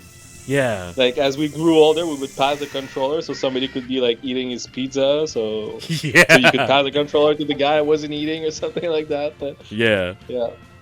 Oh, that's so good. That's so good. The pizza thing is also... Okay. Anywho, yeah, multiplayer stuff, it's just... And I'm in the wrong way. Great. Way to go. Anyway, so the last part we're going to be doing is saving... Go. Yeah, I know. By the way, we're going to start doing the question right now. Once again, for... the Tales of Marathon Stream 3 giveaway. We're going to be giving away Tales of Arise Collector's Edition, Tales of Berseria, this Collector's Edition for PS4, Tales of Symphonia Chronicles Collector's Edition, and Tales of Exilia 1 Collector's Edition. If you need more reference... Oh, also, the Tales of Exilia PS3 is from Japan, so that's the prize pack for this marathon. If you need a reference to the rules, visit bit.ly/TOMS3 giveaway. TOMS is uppercase, giveaway is lowercase with the 3 in the middle. So, the question is, for 40 minutes, follow the link to answer it. What kind of trick did Velvet do for Magilu at Logres? Your timer starts now. Alright, let's see if I can remember where I'm supposed to go, though. The furthest east path. Oh, okay, I screwed it up. I thought these notes were good, but they're not as good as I thought they were. So let's just head on back over here. Yeah, purposely trolling people with the linking. That's such a mood. Like, I think it's only like the first player that can like do the link, right? Like whoever is like higher player in the tier, where it's like they get. Oh no! It's the person who initiates the link. That's when they take control, right? Yeah, the person who initiates the link, that's the one who controls. And so the person who is getting linked with can't do anything about it. And so that's why the system is so... It's the At least worst. that's what I remember. Yeah. It's the worst part too, because like, you know, like there's no way to get out of it. You know, once you're linked, it's like they might as well have yanked the controller. The game ties Mystic Arts to the linking system. You know, you have to be linked with somebody to perform a Mystic Art. So that was kind of a problem with the solo battles too. You know, is that you can't do any Mystic Arts. Yeah. So like you got poor little Mila going up against Muse. You know, Muse is like the worst boss, one of the worst bosses in the Tales series. I'm not gonna lie. Yeah, well, I want to say it's been 7 years since I visited Exilia, but that final boss,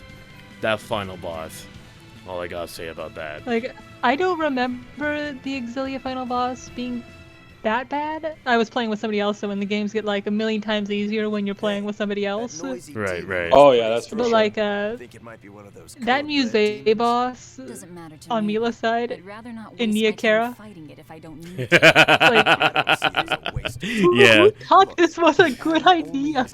Like, you could play the game on like hard mode, like first playthrough all the way through. It's like do it, and Muse rolls up on the scene. It's just like, "Mommy, I'm scared."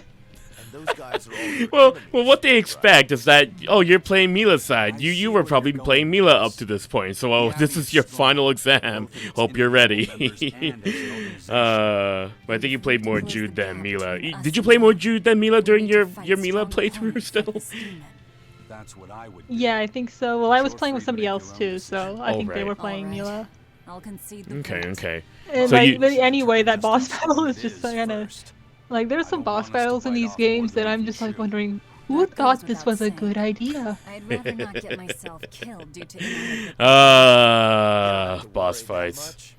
The Eternia final boss really gave a bad taste in No my spoil, mouth. no spoil. I'm not spoiling. I'm not spoiling. I'm just saying it left a very bad taste in my mouth. No spoilers, but you just have to press buttons in a certain It's a order, I good- believe, right? Because I think I stopped my Eternia playthrough to start working on DC. I think I was like at the second challenge to get the what it's called, the power thingy. Aurora, yeah. Yeah, I stopped at that point. So I think it was the furthest I got along in Eternia. I never finished it. Okay. Yeah, I think that's like around the halfway point of Act 2. You're actually getting close to the end of Act 3 now I think about it. Eternia is a very short game, so hope you pick it up someday. But that's the thing. Like, for the longest time, because I played with my friend back then on PS1, we had the game, we never finished it. And I stopped, I think I stopped 2 times at exactly the same spot. Once on PSP and once on PS1. Oh my And it's gosh, really? always the same point. It's like, you know, the other day you were streaming, like when you get into the ship to go into the castle, like the first time, I was sure that was the end of the game. And I was like, oh, well, I mostly stopped when I'm at the last boss for some reason. I got the curse of the last boss. And I was sure I was at the end of the game. And this year when I started playing it again, and I passed that point, I was like, I was only in the middle of the game. I didn't know that. It just blew my mind. I was like, the game isn't over? Sorry, just to confirm, which game were you talking about? Eternia still? We're still talking about Eternia? Okay, perfect. Yeah, the castle thingy. Yeah. When you get like one shot by the lady? Yeah. Yup. I know exactly what you're talking about. Well, I really do hope that you do get through it eventually, because you're still going through it right now, right? Is that what you're saying? Well, I stopped my playthrough, but I still have my save. Yeah. Oh, okay. Yeah, because like Gotta get back in the saddle. yeah, I definitely recommend it, because like even when revisiting it again like this year, I still feel like Eternia is really, really good. Just be prepared. Brace yourself for the final battles, I'm gonna say about that. I gotta make sure I'm going the right way here though, because Oh yeah, that puzzle is not very fun. I remember it. I mean, it's not particularly a puzzle. It's more about navigation, but my notes kind of suck a bit, so there's only so much I can work with what I got here. But I think this might be the right way. Let's see here. I have to look for a star. That's what I have to look for. Okay. I went the wrong way. I'm supposed to go to the northeast paths again. Like, the thing about this game... Wait, Lauren, you played Zesteria. It feels like the maps of this game kind of resemble a bit of Zesteria, but they're not as long. But then they cut it up instead, where it still feels like it's the same length, but then it's just like it's really long. Like, what do you think about that? Do you feel like that's the right track, or do you still feel like Zesty is really long? I feel like I remember a lot of hallways in Zesteria, and Zesteria also had the problem where like the areas also had to double as the battle field. Yeah. Whereas here in Berseria, they take you to a different field, and you don't have the same camera issues and stuff. But they do make it a point to kind of do these little navigational puzzles, I guess, for the areas, because I know they kind of post-Exilia, they got rid of the world map, and so now kind of dungeons and the world map are kind of the same thing. Yeah. Yeah, I guess like the thing with this game, like when it comes to the dungeon design and whatnot, like when you did mention like how it's like in a different feel for Berseria, not all the time I want to say. Like it still feels like it's the same area, and you do run into some of the camera issues a little bit. And I'm just saying that right now because I got some recency going on over here, but playing Berseria and Zesteria, you kind of see more of the similarities between the two when you play them together. So, did you finish the entirety of Zesty, Lauren? Yeah, I did finish the entirety of Zesteria. But not the entirety of Berseria quite yet. Not the entirety of Berseria, no. Okay, so what did you think about Zesty then? Well, of course, without going into spoilers and whatnot. Oh, I actually enjoyed Zesty. You know, it's obviously an unfinished game, you know, but what's there, it's not offensive or anything. You know, there's some stuff that just makes me kind of go, you know, this wasn't real well realized or anything, but you know, it didn't kill my parents or anything. You know, I don't really understand the hate directed towards it because I've played some worse games in my life. Yeah, yeah. Like, which one would you say would have been the worst game that you've ever played? Worst game that I've ever played, probably some shovelware on the Wii. Yeah! That's the spirit. Which one is it? Which one is it? Goodness. I can't remember. It's probably some like dumb tie-in game. Okay, okay. Cause like you know when you like watch the cartoon and then your parents are just like, oh boy, I'm gonna get you this game. You like these characters, don't you? It's just like, and you can't say anything about it because you know it's your birthday present. Yeah.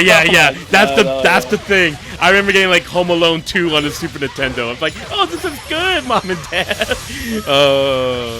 Oh, these games. Yeah, that's certainly the mood right there too. Yeah. Yeah. Like Berseria, you know, the story's kind of uneven. You know, the gameplay it's kind of but you know, it's enjoyable. You know, I played with somebody else though, so you know, everything's funner with friends.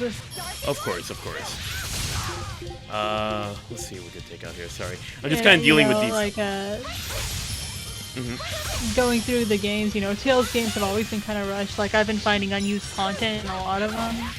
Oh yeah. Like, just the other day, you know, I finally got access into some unused stages in Tales of the Earth minigames. And it's just like, they just don't finish their stuff, do A they? little lost lamb, perhaps. And we have a juicy one I for know, you, Richard. Captive? Oh no. So, which minigame do you think in Tale of DC was cut? What kind of minigame? Like, The naval minigame. you need to do like a... not at all. It's actually like something that exists in the real world. The Is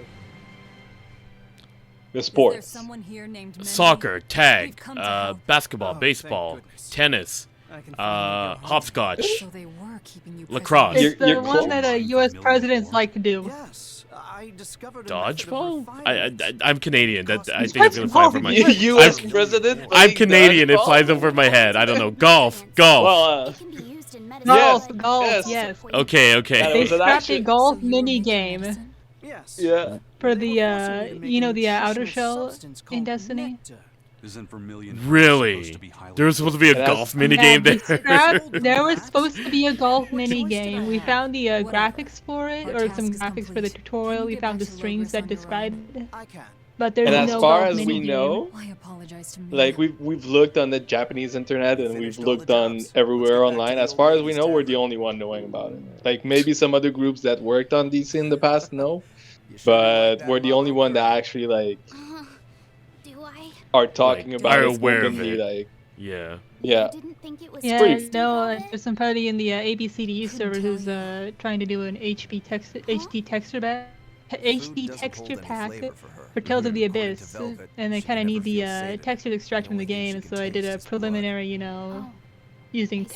TextDR to kind of see if I can get some uncompressed files out, and I found some concept art for Ash in the game, and it's just like, wow, I've never seen this piece of artwork before. Ooh, that sounds really interesting. Wasn't there something that was mentioned too? Because like I think I saw this bit on a Abyss of Chronicles Discord where I think Peggy, you mentioned something that was like related to Naruki Dungeon Cross. I'm like, wow, I remember that news post from a while back. I didn't think it was gonna be confirmed that way. Like Project I forgot it already. It's been too long, but Tales of Fantasia Narikiri Dungeon was the name yes, for it. yes. And we now- found the graphic for it in the game. That's really cool. That's really cool. Like, I mean, honestly, it's just the little things. But sorry, you're gonna say? No, I was just gonna say that finding unused content in games is kind of why I got into ROM hacking. Yeah, and I think Eclipse, you Because kind of I bring up know, a. Sorry, go on. No, go ahead. I was gonna say, like, Eclipse, you kind of brought up a very good point there. Like, maybe just because like it's unused content doesn't mean it's like particularly unfinished. I would like to present. What do you think about that perspective? Sometimes you can find unused content that still works somewhat. Like there's an unused spell in Tales of Destiny DC Dead Blue, which was intended to be used by the big bad boss daddy at the end of the game, but it exists in a somewhat finished state. You can summon it up, but it doesn't work properly. Like I have a video of it on my YouTube channel. Right. But it's they had these ideas, they didn't necessarily finish them. And also for the golf minigame, I think it was Lilith who was in the graphics that we found, so... Ooh. Lilith Yeah, plays that golf. graphic, we need to find it again. I think you have it, Lauren. Like, I think I do on my other laptop. I need to... because I remember like seeing the text and I was like, should I do it? Like, because you don't know if it's in the game or not, right? Like, especially if you haven't like tried every side quest and everything like that, and you're like, might be in there, might be like some side quest that leads to a small game. And I was like looking at like the text, I was like, I don't know. I mean, it's a lot of effort. I mean, there was a lot of string of text when on it that looked on the minigame. Japanese internet, there was just nothing about it. It's kind of cool And to so see it's those. just like, okay. Yeah, it's kind of cool to see little secrets here and there about these games and whatnot, because, like, Bamco is one of those companies that doesn't really dive too much about the behind-the-scenes with Tales games in general. So, the fact that we'd have to look into the lengths like this sort of gives, like, a nice, cool little background with this sort of stuff, because, particularly, I think the first time where they really start to talk more behind-the-scenes was, like, those videos on YouTube, where it's like, oh, yeah, this is, like, the mentality behind this game, and so on and so forth. So, it's kind of nice to sort of discover that kind of stuff for our own amusement, essentially. Yeah, well, they don't really go into like the development of the games, because with a lot of these games you can just see that they're really rushed. Like especially this PS2 is kind of infamously rushed. I don't think that would be really marketable for the series. Like, oops, we accidentally don't finish our games before we release them. So I think that's kind of why they're a bit, We're talking about the Japanese version, right? Because they did bring back some of the stuff in the localized release. Yeah, well, I think they had it in the 3DS version as well, but it's like, we don't finish our games, oops.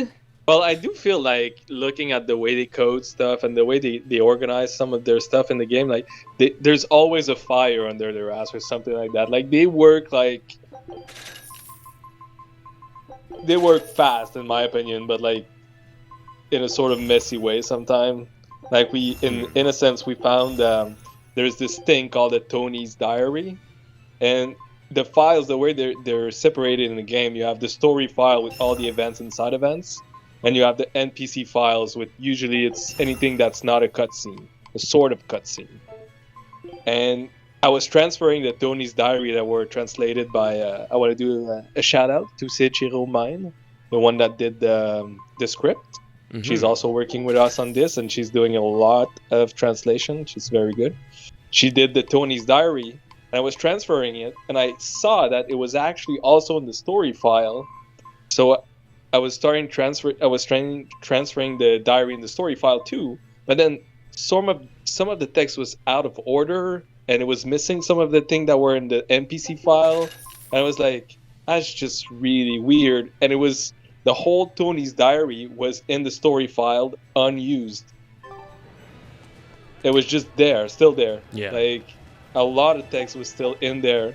Just at one point in development, they decided they wanted to switch it up to the NPC section of the files, and never like remove the content or anything like that. Yeah, That was weird. It sounds like it's mostly like a time thing, because we have Eclipse in the chat here who's talking about how he works in software development where lower priority stuff gets cut a lot, mostly because of stakeholders having hard deadlines you have to meet. So it certainly seems like a timing thing, and it feels like at the end of the day they wanted to do it, but it's probably like they were unable to put it in at the end of the day, because unfortunately it's kind of more like a business thing where companies like push this out during this season and let's go for it right away, and it feels like that's why a lot of this content is left behind there, mostly because like it were really followed up on due to a deadline. Yeah, well, Tales of likes to release games on the anniversary, so that's why anniversary, Scott Rush, Exilia, 10th anniversary of the Might series even find him. got Hmm. rushed But and I- had to save all the other That will do. stuff for the affiliate. Somewhere in there. I Or think that I was might 15th have, anniversary, my bad. You know, it's Syria Perhaps. rushed because it was an anniversary title. Arise would have been an anniversary title, but things got in the way. No, you won't. Hmm. You may be able to fool the Oh, see you, Brave gods, Berseria. but there's no Have a good trouble one. Thanks for there. tuning in, by the way. Sorry, They've used was there us something to you were gonna erect add a on to that, wall, Peggy? keeping outsiders away. Yeah, I think it's. I remember like an interview that came out in January.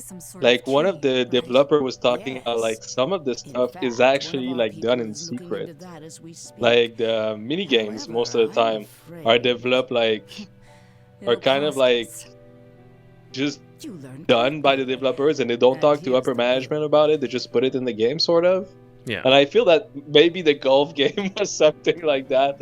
Like they were working on it and like the text was already in and they were maybe doing like the programming behind it. And maybe some of the Okay, now higher we're ups really in the not DC being project was nice. like, what is this? A golf game? Consider Cut it it done. out and just stop working on it. Aren't you going I don't to know. ask why you have to Might kill a might be high that something like I think Yeah, in well, I Eternia know, the I ball imagine game it's was because actually he's the done one mostly by controlling one the guy, nectar like the elemental ball The kind Yeah, of thing in Cramal Ball, Eternia. Cramal Ball, yeah. Producer Yeah. and distributor of a It's highly fun. It's addictive fun. It substance. essentially adds on to the development We of rake in whatnot. huge profits, Sorry, I'm just while gonna like common man connect lost everything that we've done here. sacrifice. All three quests that Does we've that cover? done all connect to a common theme of how like this noticed potent elixir has been used amongst the townsfolk and That it's was been the real test, supposedly wasn't being it? distributed by this church and whatnot. So now we have one final test. We're going to the church is evil as usual. Well, one final test that we're gonna do is that we're gonna be targeting the priest that's been distributing this, which and again is a nice parallel to what happens in Asteria because it's the exact same sort of vermilion ore that was related to what we are running into with the concoctions that were being distributed here. It's a nice contrast, I'd like to say. I am Tabitha Baskerville. And I didn't realize is Tabitha here voiced by the same person as Sarah? Somebody mentioned it in the chat, and I noticed it, but I didn't quite realize that was the case because it just goes to show the range of that actress specifically. Oh, is it somebody else? Okay, I guess it's somebody else. My bad. I didn't realize it was a different person altogether. That would seem the best. Yeah, is this Mulder the tavern Marshall. where you do the How do we get into the villa? is this the tavern where you do the waiter mini game? in Berseria? I don't Because that's think one thing I love so. about the Tales series is that they like to, Just you find out know, about that reiterate key. their mini games. Okay, okay. Like the waiter mini game, you have a version in a lot of different Velvet? other games. Are you okay? Sorry, I'm thinking about mini games. No, it's okay. Minigames are a lot of fun. I've just played Eternia, and it was like a lot of fun to explore those minigames. But waiter minigame, you play it everywhere. I'm not particularly keen on playing the waiter minigame, but there will be a minigame I'm going to be Yeah, I playing don't later play the on for time. sure. This will be an all-night Yeah. job. Oh, there'll be one minigame I'll Yeah, have I the know. time for. Eternia has a lot of Ready for cute the little rest of the mini games. tavern. Like the one where they call Mighty Kong Man Kong the Man, and you must Yeah. do more than he does. and the best part I about don't know that. what happened with the localization there. It's like the names are kind of consistent between like Destiny and Eternia with the localizations, and then they call Carol a woman for some reason, and it's just like, okay, Oh yeah. I don't know what's Oh going yeah, on that there. was a You were that was localized with the pure same guy. gold. Oh my god. Oh, I might have missed that one. Which one are you guys talking about? Best moment in We're this talking video. about Oh. We Oh, don't- never mind. I remember. Never mind. Anywho, but yeah, I see what you mean. Like it. I was. Oh, I was it's talking kind of- about Mhm. You were talking about who? Sorry, I'm cutting out. That's okay. You were talking I about was who? talking about Eternia, how it kind of gets things consistent with Destiny's localization. Because I know a lot of people aren't really all that keen on Destiny's PlayStation localization with some of the names and stuff. But it's kind of weird how like the series just kind of stays with like how Reed's arts were localized in Eternia. even though they kind of changed it after all these years, you know, because Reed's rather consistently, you know, use Sonic Chaos or Sonic Blade, you know, throughout like Abyss and up to Berseria. Aye, you seem to know a lot. Show that insignia to a person. Honestly, I think I really like that they were consistent with that because when it comes to Reed specifically, I do like because like I think the original mentality I heard about once regarding the why the localization team kept it Sonic Blade and Tales of the Abyss because they wanted to give respect to the original localizers for Tales of Eternia. So that's why it was cool when you heard like Sam Riegel Reed in Tales of the Abyss, basically going off with like Sonic Blade and Neo Swarm. It's like it's a nice callback to like the old localizations, what their goal was, and I guess it followed suit into Tales of Berseria. Yeah. Well, you know, Bamco's kind of not really looking like they're gonna call Gar Woodrow anytime soon, so I don't really know what's going on there. You know, I just translate. Wait, I'm just what's kind of going on with involved this? in localization patches. What's going on with Gar and Woodrow? You know, they just call him Gar all the time, and everybody's just like, his name is Woodrow, because I know that was a thing with the Destiny DC patches that they're saying Woodrow. And call him Gar. And like, okay, we'll call him Woodrow. I'm sorry, we'll never call him Gar, in my opinion. It's just such a stupid name, but that's my opinion. But yeah, it was a whole debate on it. Opinions are verboten. I'll speak no more of it.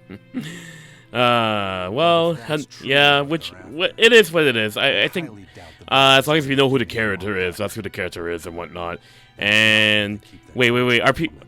So when it comes to the name, what was it that you ultimately went with? Woodrow? I think I was at that part. Yeah, it was Because Woodrow. the way we saw it is like since we didn't have like some pro hacker type of people in the team at that moment, or we didn't want to spend time on it. There's a character limit in the rename option of the menu, and Woodrow is bigger than the number of characters you can input in the game. So our mentality was we're gonna put Woodrow as the default, and if somebody want to call it Gar, you can actually rename him to Gar if you want. Oh, that's right. But you can't with the way we didn't reprogram anything on that side, so you cannot go from Gar to Woodrow. That's impossible. But you can go from Woodrow to Gar. Right. You know what? That's actually a very good point. Like if people want to hear the name or see the name Gar instead of Woodrow, you could totally rename it in the menu. I forgot that was a feature. That's actually a good approach. Very good approach to compromise at the end of the day. Oh jeez, we're seeing like, you know, sorry, go on. really... Oh no, she's choking out the child. Yeah, we're seeing more of like Velvet's trauma story, sort of like coming up with Laffy said over here, and essentially it's just how they handled like Velvet's sort of trauma moments has been particularly interesting because like it goes back to how everything was like when she was in her happy life in the prologue, and every single time it dives into this, it's very intriguing to see how it affects her with her reactions to the events currently going right now. But objects, tools, Yeah, Maggie Lou's just kind of listening in on Velvet choking out the child. You know, she's obviously not a mandatory reporter at all. No, of course not. No. I don't know what it is. Like, I mean, the cast is like, you know, they all have their own agendas, but it just so happens that their agendas sort of align with each other, which pretty much makes what it is we're going forward to. But yeah, what happens with Laffy said there is a little bit rough, considering that she just named the kid too. Don't tell me you're coming too. Sojourn alongside the gloomy demon lady. And Yeah, the Berseria cast is a little like they're just kind of together. And there it was. If that makes any sense, you know, they don't really have like any common like. Well, they have like a commonish goal, but like they're not really like, you know. They're not like childhood They're not friends really or anything all like that. Get in my way. Yeah, they're not I'll give you like the bit. tied or anything. You know, they're just all kind of hanging out together. Yeah, Yes. and it just It's so like happens. a bunch of coworkers being together. Like they can get along okay, Scarf. but it's not like, you know, these really like deep bond relationships. Well, I guess between Velvet and Laphicet, you know, you do get that kind of deep bond relationship, but it's not like, you know. At least that's from what I remember. No, yeah, I hear you. I was more so gonna talk about I know both of you haven't finished the game yet, but eventually they do sort of start to grow a bit of a bond with each other, which it's usually like very common between the other Tales of games, but it feels much more pronounced in this game, where it's like they don't really have too much in common at all, so they just kind of could push forward. Well, I guess like Tales of Destiny kind of plays around with it a little bit because Stan doesn't really have much in common with like Rudy and Mary, for example. So the fact that they're able but to he's stupid. That's the thing. Oh. Like he's like such of like a country bumpkin that he gets along with everybody in a sort of way, in my opinion. Which is kind of different. I don't want to destroy your point of view. It's kind of different from like what Lauren was saying, where they're like kind of co-workers in Berseria in a sort of way. But I guess they do develop a bond. Go on. Finish your sentence, Richard. No, I was just more so curious to hear what you think. Honestly, don't feel worried about sharing your opinions at all, to be honest. I like hearing about other people's opinions, and then we can just talk about it. So, go all out. Let me know what you feel about Stan. I'm all ears. But that's the thing, right? Like the contrast is like what Lauren was kind of like, what I understood was that it's true that in Berseria you just feel they're kind of together for no reason, in a sort of way. Like they're just hanging out to like go from point A to point B in a sort of way. But yes, in Destiny DC, Stan is kind of like, he doesn't know anybody. He doesn't know like Ruti or like Mari or anything like that. But I feel that he's so like a simple guy that he gets along with everybody, and it sort of like makes it feel like Symphonia, where they're all like childhood friends for some reason. Like they're childhood friends and getting together. So DC is kind of like the same way, where like. All right, onward and inward. Everyone but Magilu, I'm thinking maybe it's kind of the skit format in this game too, where it's kind of more of an info dump rather than those quick little conversations that you get between the characters. In DC, you mean?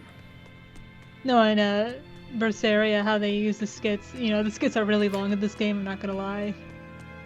So you don't really get those kind of like little chit-chat scenes between characters. Then maybe that's kind of something that I kind of wasn't really vibing with. Right, I hear you. The length can be a little bit too long to deal with, essentially. Well, the length is a little long, and it's not really used for like little chit chats between the characters. Like little small talk that you get.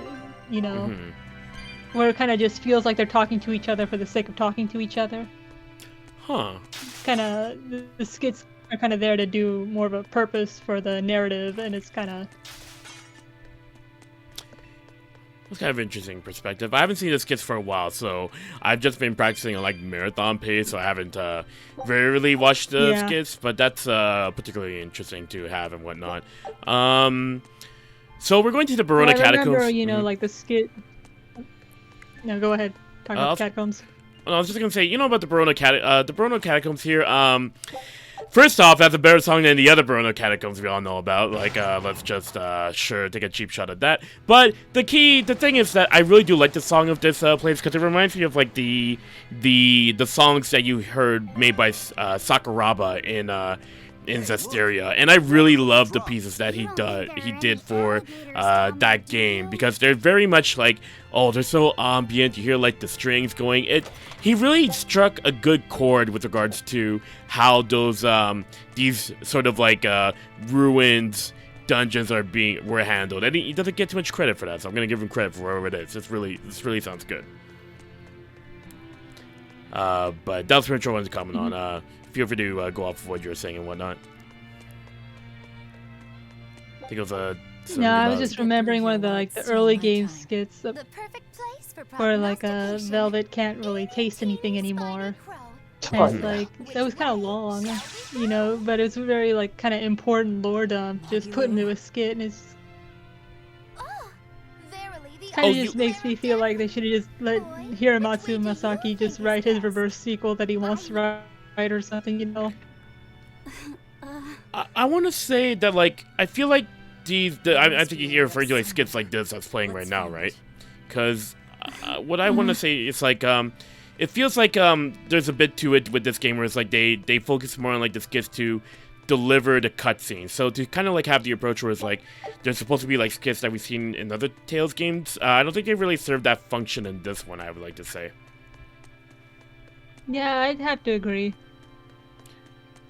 Like Yeah, they 'cause- do their own thing, but I kind of miss the littler skits, if that makes any sense.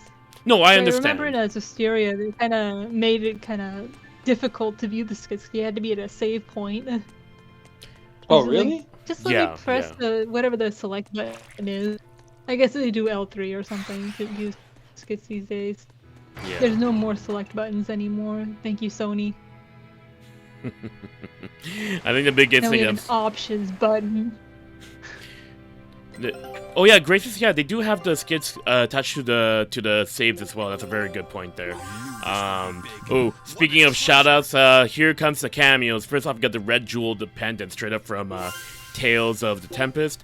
I do love this little expedition thing. As much as I want to go through all these Oh, yeah. descriptions and whatnot, where we won't be able to have the time to do so.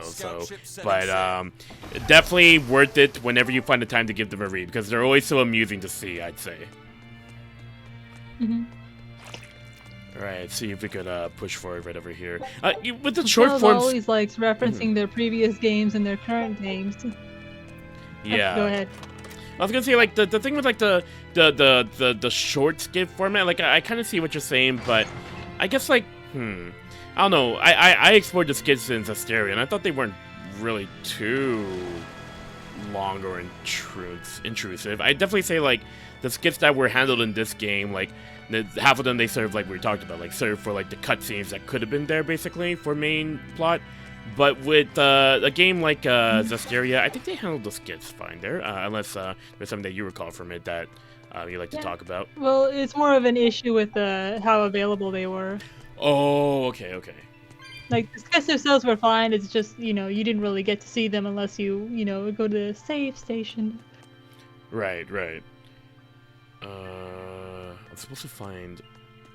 Of course, some of the other games in the series got a little bit too little skit happy, like with the Team Destiny games and their little help skits. And then you get Oh two my help God. skits and they say the exact same thing.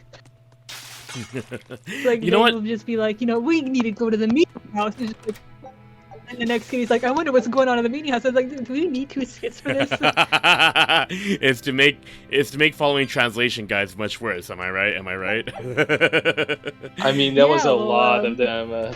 Damn. Yeah. Yeah, I remember following the guide. Like Lannon's guide is great, but then like when it comes to like following the flow of skits and what the game decides to throw at you, when it throws the Yeah. 2 same skits in a row, it's like, oh no, it's a navigation skit. Well, it's like, the thing with the Rebirth 2 is that it actually like sends the skits to you in like a random order. So even if you're following Yeah. the guide, you're not gonna get the skit in the same order. Yeah, that's right. It's so unfortunate because I feel like I miss some skits every now and then, but I think I usually capture them all each time during my playthrough. Rebirth. Oh yeah, speaking of which, one feature that I really liked with Tales of Destiny R when I played a bit of the patch, what I do want to say is that like I do like how you could like cycle between the skits. Like that was really cool. I did not expect that. Yeah. It was a very good. Well, I think if you go from like Destiny 2 to Rebirth to Destiny DC, you can really see the progression of making the skit system more friendly to the player. Because Destiny 2, you don't even get a notification if you have one. I think that's like how it was from like Destiny 2, like Eternia and Fantasia. If you want it, Like they don't even tell you when you have a skit. That's you just have to right. press You're circle right. Oh my and gosh, press yes. select Yes. and hope that there's a new skit. Yes. I completely forgot about that. Holy smokes. Did you Yeah, forget we're here to see the Whereas, progression there. Mhm. Starting with Symphonia and Rebirth, you get the skits, you get a notification, but Symphonia does this thing where you have to walk around a certain amount before you can actually view a skit. And if you, so I've had times where I'm just zipping around the world map, trying to view a skit. It's just because Rebirth, it just throws skits at you, whenever a story event happens, that's kind of annoying too, but it's, not as annoying as just having to walk around, 5 minutes just to hear the characters talk to one another. Yeah. What the? I never knew this was a thing. What the? Studies of resonance to receive what? Huh. Oh. Oh, a hidden bookcase for more plot relevance. Interesting. I've seen these Oh, ones, yeah, but I they didn't realize never this one really, right here. Like, there's this little thing going on in Berseria and Berseria with like why malevolence exists and stuff that they're probably never gonna get around to. It's like the Triverse, you know, they kind of started it and they're just like, damn, we don't have the budget to finish this, and so they never finish it. I asked you a question. We don't have enough money for a new game. Said I was an expert. And I Think said about you malevolence, don't though. feel Isn't it like you pretty much started like to annoy me. okay, malevolence? Malevolence. We're not even there yet with this game, but it's kind of a topic that kind of like, For even trying to hold how a can I conversation talk? with you. How can I say this? That's It's the like spirit. Loosen up those I want to say shoulders that the and Well, it's there kinda was how to make itself plain. It's kind of a spoiler behind the bonus dungeon here in Berseria that I'm not sure. Yeah, it's probably best that we wait on that. Actually, to be honest, I didn't even do that bonus dungeon, but I definitely know about a few things about it from what I was able to research into. Yeah, I know about it too. You know, I'm not one to like, oh no, spoilers, I'm gonna cry. How could you do this to me? Dumbledore dies. You know, I'm not that kind of person, so I'll look up spoilers if I want to. I see. Just with regards to the broadcast and whatnot, the only thing that I'm gonna say is like, when it comes to malevolence in general, it's like there's some kind of things they sort of like. There's a consistency in Zestiria, I want to say, and with this game, it kind of adds on to it a bit. Like they sort of play around with it, but there's some place where it felt a little bit less consistent. And then in Zestiria, the Cross, they're just doing their own thing, and that's why I love it all the same. But basically, malevolence at the end of the day, I'm kind of glad like the next game we're just moving away from it. I don't really to know where the source is, but I think there's like bits and pieces of it, like how it forms. Like I'm okay with knowing how it forms. I really don't need to know where it comes from, because like the game already just like establishes like something as like air from Vesperia or mana in Symphonia. It's just kind of there. I thought of it at the end of the day. I can't hear you. Try again. Magic Oh, it's going with Yes. Magic Exam. Magic Azam. Feeling. Magic Wait, Maggie what's is it? great, to be honest. Kazam. I think like from all the characters, like from the time I played on it, I think she's like the funniest one in my opinion in the cast. She wears books as a skirt. Trying to sneak in. I mean, depends which costume you put on her. Oh dear. Oh dear. Shut up. But I Oh. mean, yes, she does in the base costume. We have more important things Yeah. to find out. I never really understood the book skirt thing. I do like her color scheme, but that's pretty much it. I never really understood the book skirt thing, but I guess Did that help? I wearing books Japanese like that's gonna be JRPG, really that's happy. that's the only explanation Yeah. you need. It's- Does it look cool? Yeah, then it is. That must be really know, heavy I've seen to some- navigate. Kind of odd costuming choices in the Tale series, I'm not going to lie.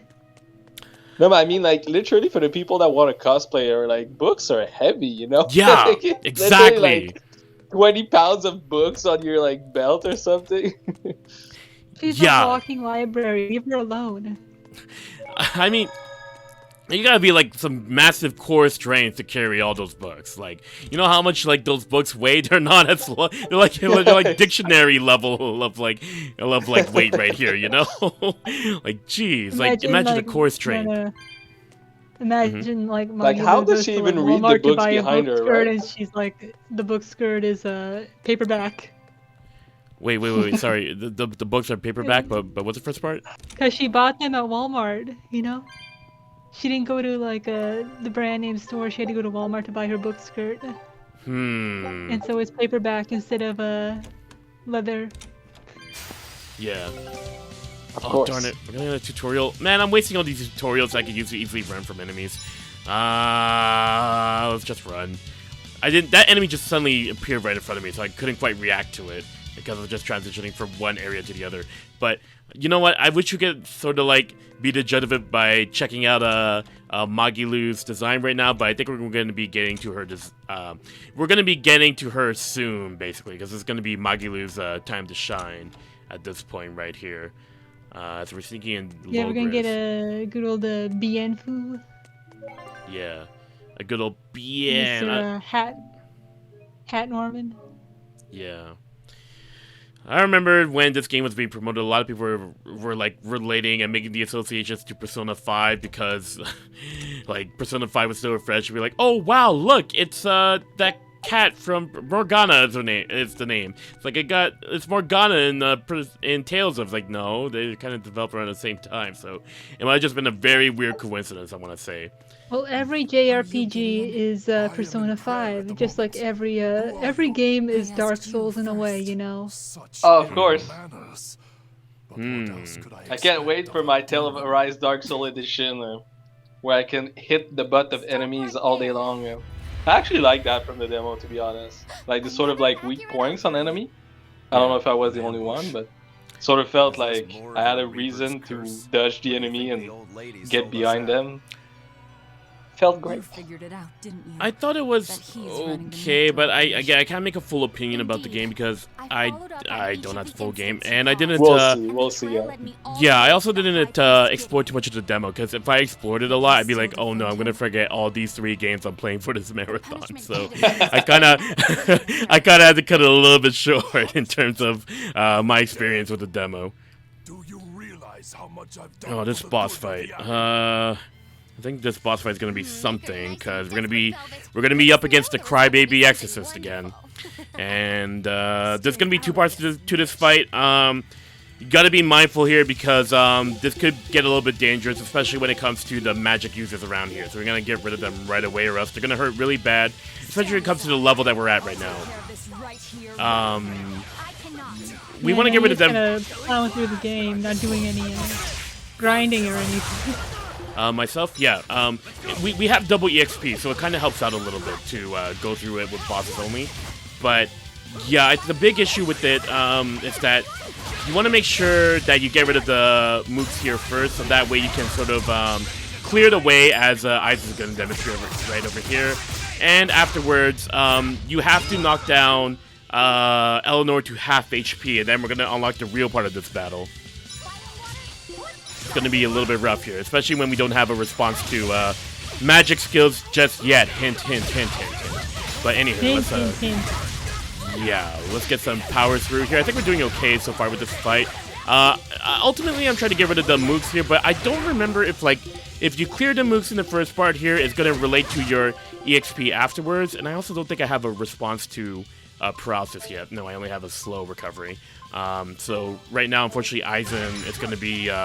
oh, actually, he's still pretty fast. It's just more like he's going to like get stunned on occasion here or there. But surprisingly, I think we're doing okay with this fight right now. Sorry. I don't remember, does Berseria, do you heal from status effects after a certain amount of time, or is it like you need to use a medicine or something to... after a certain amount of time, you can restore it, yes. Okay. The big... some Tales games, you have to heal your allies, or some of them you have to, you can just wait it out. Yeah. Also, shoutouts to classic Velvet AI of getting knocked out after going to 1 HP. Like, doesn't think about using the break soul again to heal. Like, that's the big thing about Velvet. You can heal yourself immediately by using a break soul, but for some reason the AI... I don't know. And I know I heard some people saying that they didn't have issue with the Velvet AI. Hey, throw in your strategies. I'm curious to hear if you have any suggestions, because I've tried exploring. Like the limited 5 options that have been in this series since Zesteria. I don't know if I can get Velvet to behave the way that I want it to behave compared to other Tales games where they have a little bit more options in this. Anywho, Yeah, we well, got... Go ahead. Oh no, feel free. Honestly, I prefer that people cut me off because I've been talking. This is day 7 of me talking about a lot of this stuff, so feel free to cut me off anytime. It's perfectly I alright. remember, Go for it. Reinforcements.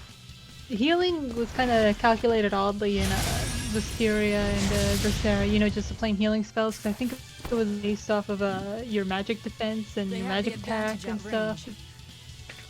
You know, it wasn't very transparent on how much you were getting healed. You know, it's not like, you know, use first aid or heal like 25% HP, you know, it's just like, how much HP is this gonna heal me? Yeah. Screw you, Bienfu. Because I know the mathematic on it when you the heck is this all about? Why are they staring at each other this way? You drop. Oh, Oh, it's the face. Everybody likes the face. I wonder who's gonna get the face in the rise. Probably nobody. Yeah, I'll just drop for a couple of minutes. I need to call my mother. Oh yeah, of So course, I'll be of right course. back. Of course. Oh, you gotta of call course. your mommy. You gotta call your Yeah, I mom. gotta call my say- mom. Okay, she tried calling me. All right, I'll be right back, guys. Sounds good, Peggy. Oh, so, I guess we're gonna be seeing Magalu, who's here, sort of doing her thing. It's kind of similar to like what happened with like one of the shepherds. So it's kind of a curious thing that's happening right now here. She now has acquired the power of Bienfu, which I do want to comment on because in Zestiria the Cross, the Berseria episodes, for some reason Magalu was helping up in that fight, and for some reason she wouldn't have had the Bienfu at that point. So it kind of makes you wonder what's going on with Zestiria the Cross, but that would have been a thought in 2016. Nowadays it's like, well, because Zesty the Cross is weird, and I like it when it's weird. That's just me personally. The cross Anywho. was made to advertise, you know, Zestiria and was made to advertise Berseria, pretty much. You know, they're just kind of doing their own thing. Consorting with demons. I mean, they're Well, doing more- their... Shame, girl. Well, it's kind of like a bit more of a looser adaptation, you know, for what it's worth. It's really loose, and that's why I like it. But for the reason, like, I want to, like, I don't know, do you feel the same way? Like, I felt it was really loose and, like, totally different from what you saw in both games, I want to say. Yeah, it was definitely like I'm not that keen on the differences between the two. You know, it's kind of felt like a lot of fan service towards the end because I had the kind of the same issue with the the Symphonia OVA. You know, where it felt like really fan servicey at points, especially with the Colette and Lloyd stuff. And then there was that like scene where like Rodale kidnaps Colette that isn't in the game. It's just like what is this? Oh, that's what happens in the OVA. I never watched the Symphonia OVA because I thought it was way too similar to the game, but that's just me. But Well, I think it does its own thing a lot of the time. Yeah, like there's this scene where Colette sings because they gotta show off Nana Mizuki's beautiful singing voice. yeah. Yeah, I remember that one. I And think it was then called a there's, Fiat Lux. Oh, all sorry, these go on. like epic battle scenes, from courtesy of Potable. Because I think the only like a Tales game that's had like a really like a I'm doing pretty bad right now. accurate-ish adaptation was the Abyss animation by Sunrise. Yeah. Because my friend actually owned a bootleg DVD of it Bootleg, huh? from the bootleg DVD of the Abyss anime from Malaysia. And, it had a stolen fan art for the cover, I think. And I'm just like, just recently I was like, hey, you do realize that your Abyss DVD is probably bootleg, right? And she's just like, what? And so we bring it over to watch it, and it's just like, it's still got the channel identifier like in the corner, the subtitles are all whack. And it's just like, how did we not realize this when we were children that we were watching a bootleg? Sorry, I'm kind of in a bit of a bind here. This fight isn't going too well. Let me see. Where are my issues here? Swap a lot are my strats, especially those who are in danger. Well, turns out the only one who could swap here is pretty much Magulu, and we need her in the battle for this, because this is where the battle gets a little bit more rough. I don't know why it suddenly just ramps up in difficulty at this point. So, I don't know about this one. I might run into a wipe or two here or there. So I apologize ahead of time. I'm gonna try my best to see if we could get some eyes in action here. We're gonna try to focus up a little bit Well, here. the best thing the Exodia games did for this franchise was give you the option to retry boss battles. Yes. Like, that is something that the series needed, like, way long ago, and it only, like, happened, like, was it Graces or Exodia? I don't remember which one, but it's one of those games. I could probably remember Especially better. when you play on a higher difficulty. Yes. I Because, could probably. oh boy, I love loading to the last save file and then, like, mashing the cross button to get through all the cutscenes. Yeah, pretty much. Especially when the earlier games when you don't have a skip cutscene function. Yeah. That was a big issue last night. We ran into a glitch with the final boss. Basically, oh my gosh. Did not see that. I'll talk about it after this boss fight, because I'm clearly doing really bad right now. This power link is really not good. The fact that it's also... So it's supposed to be a tutorial swapping, and it's like, what's it called? It's still 5-on-4, though, and the fact of the matter is that, like, we're not going to have too much BG at this point in the game to capitalize on swapping, because you need to swap by using BG, and you get BG by constantly breaking soul, but not too many characters have a use to break the soul, except Velvet, but I'm not playing as Velvet, because the AI knows how to use Velvet very well, so the thing is that we got to constantly make sure that we're on top of these enemies here one by one. Yeah, there's going to be some deaths that you're going to have to accept here, but basically none of the other characters know how to properly use their break souls, especially Velvet here. Do you see how many you see how many souls Velvet got? Velvet's got 5 souls. Not a single one broken. That's not how you play Velvet, but that's apparently how the developers think they should program Velvet, I like to say. So, in any case, let's just see if we could get AI Velvet to use Break Soul well at any time, you know? Now would be a fantastic time. Would it really be a Tails game if the AI didn't suck? Programming in Tails game being not perfect. Welcome genius, to this package. He's gotta go cast by the enemies, you know, and then just be like, they're breaking my cast, man. Why are they doing that? And then he just like starts casting by the enemy again, just like, what were you expecting, Venus?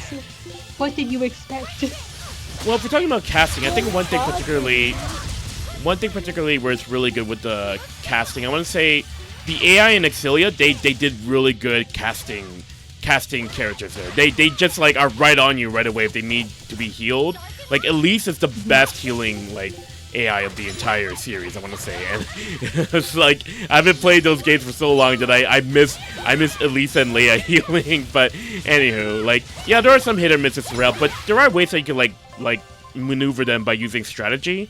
It's just really unfortunate with this game because the strategy is very limited compared to other games in the past. Let's see here, 706. Yep. But I definitely see what you mean with like some of Genius's. I remember in the very beginning when he used to do that before I fixed up the strats. It was certainly rough, that's for sure. Yeah, well, Symphonia was still like kind of had that 2D, you know, run up to the enemies, do your attack, run away from the enemies. Yeah. Like it wasn't necessarily like a 3D Tails game quite yet because you were still restricted to one line, but. Yeah. To be honest, when the computer does that, it really grinds my gear.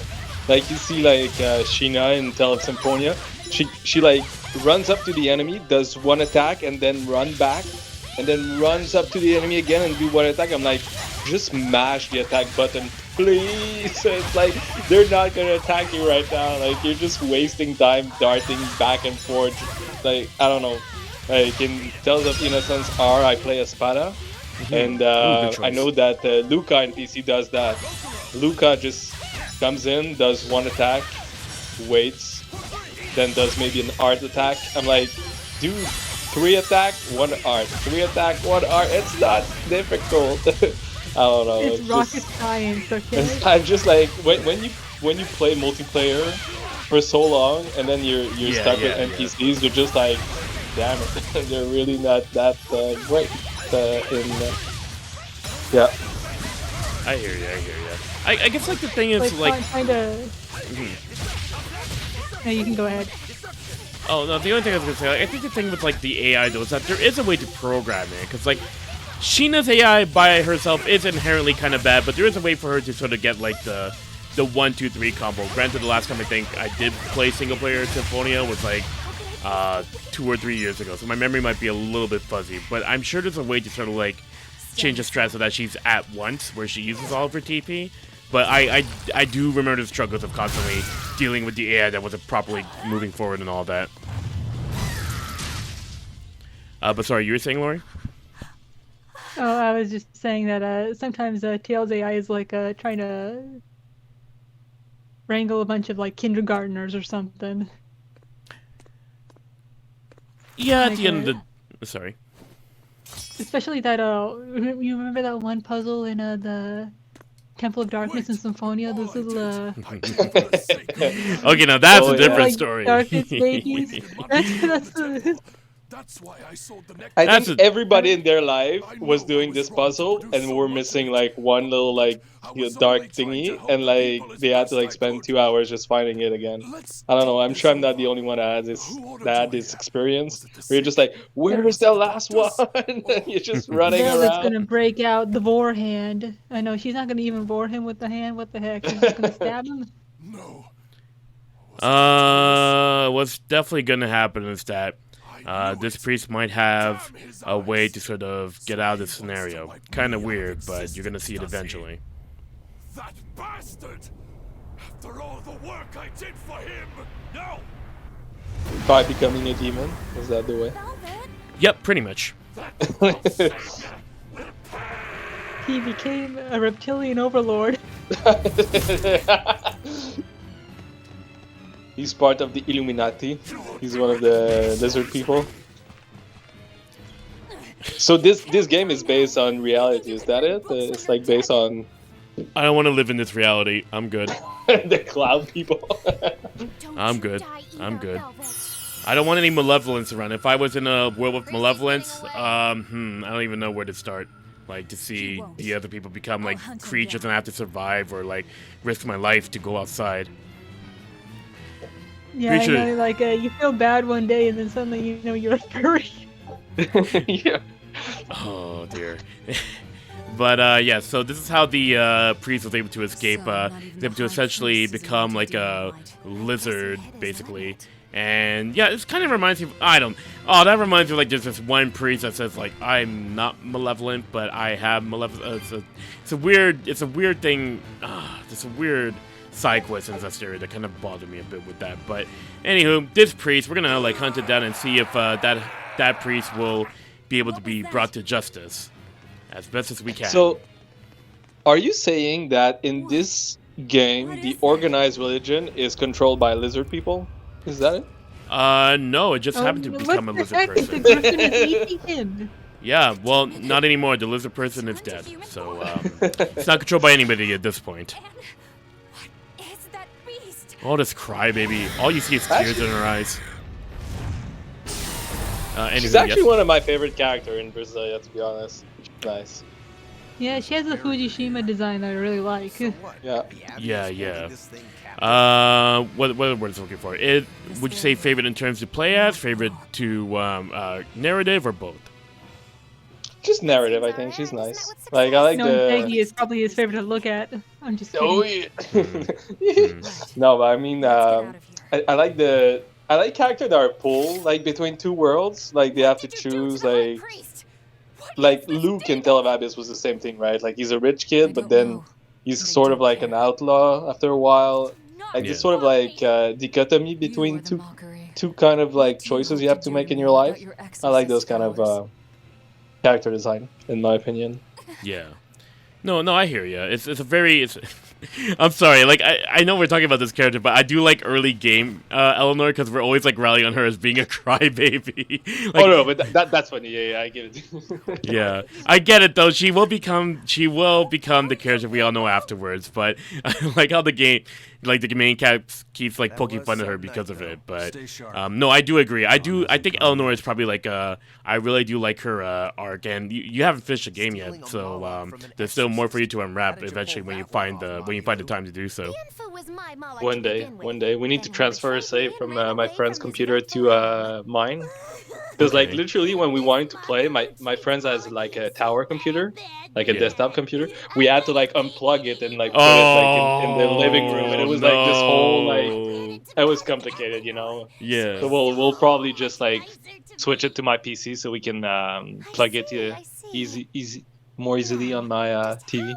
And also like I don't know what's up with like the controllers on PC, but like half of the time we spent like an hour making sure like all the 4 controllers were working, and we had like those old Xbox USB controller, and like some of them were drifting, some of them like were disconnecting all the time. Like I mean, they had like a foot long of like electrical tape on the end of the cable to make sure that it didn't move inside of it. Oh, it was. So you can see why we're not playing anymore. Yeah. Yeah. It was getting complicated. Yeah, that's Yeah, really there's one a day. thing with like you know those old controllers that you just plug into the console. Somehow they still work after all these years, you know. Whereas you get a USB cable or something, and it's Yeah. just like broken after a few months. It's just like, what the hell? Like they just don't make them like they used to or something. But the PS3 controller is pretty easy to fix. Like I had one that was I think disconnecting, and they're really easy to take apart and fix. You just look at the video on the internet. But like the USB controller, the Xbox One, I don't know. If it's something where you gotta solder a cable back in, I'm not at this point yet in my life. I don't have a soldering iron. Oh, okay. I was just about to say, you sound like you know your way around like controllers and stuff, because I don't trust myself with disassembling stuff, and I accidentally break things when I try to DIY. More like destroy it yourself. But I mean, basically- what's the worst that can happen, right? The controller's already broken, so. Oh, that's true. There Take was a a time. chance. There was a time when I tried to fix my GBA screen, like an SP. I had to clean it because a bug happened to go underneath it. And I was constantly crawling around everywhere. I was like, I can't play like What? this.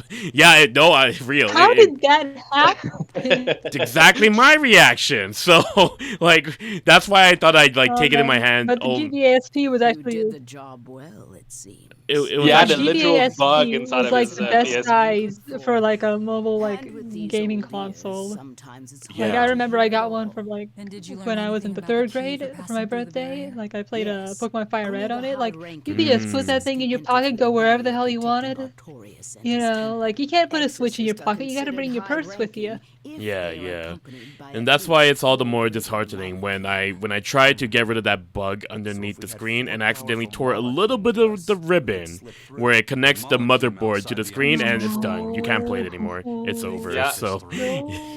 it's so sensitive. That was the You yeah. That's the day I learned that it was see- sensitive. Well, that's the Uh, thing, right? Like You see, I the could never portable do that, console. you know, because like my GBA is from when I was a child, you know, Yeah. and you know, you just get You'll like have the to steal emotional it then. attachment. So not You not look not too awkward. long ago, It right, Sounds Lauren? like a pain. Yeah. Then stay. When you were a We child. don't need you. We'll keep you in I'm not that old now.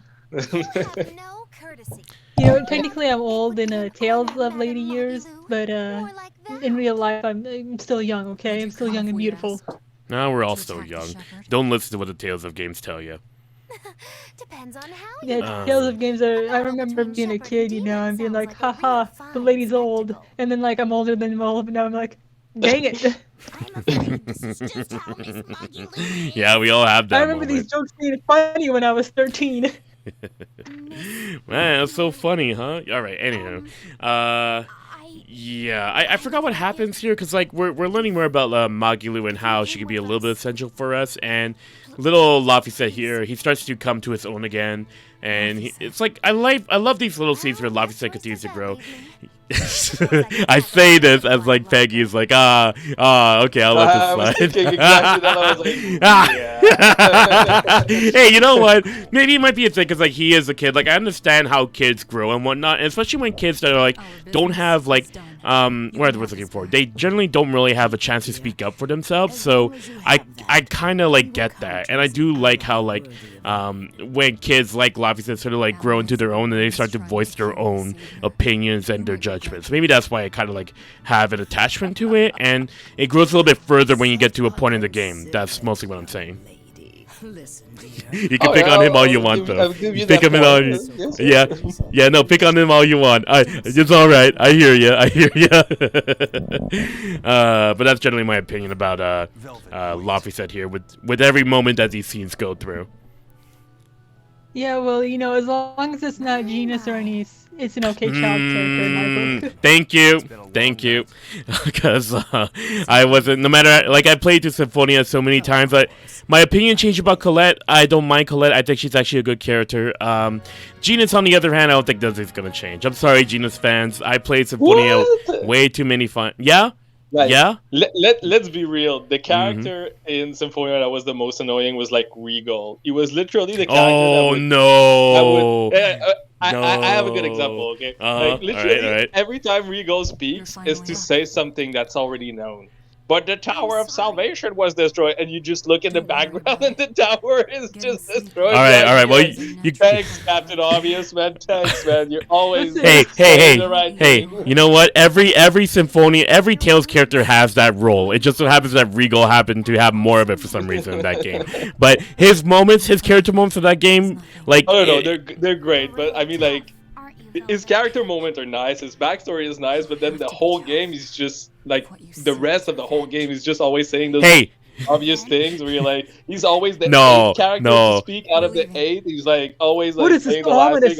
Like that threatens to engulf us. Yes. Besides that line, hey, you know what? That's a part of his charm. He's a very poetic man. Let him be.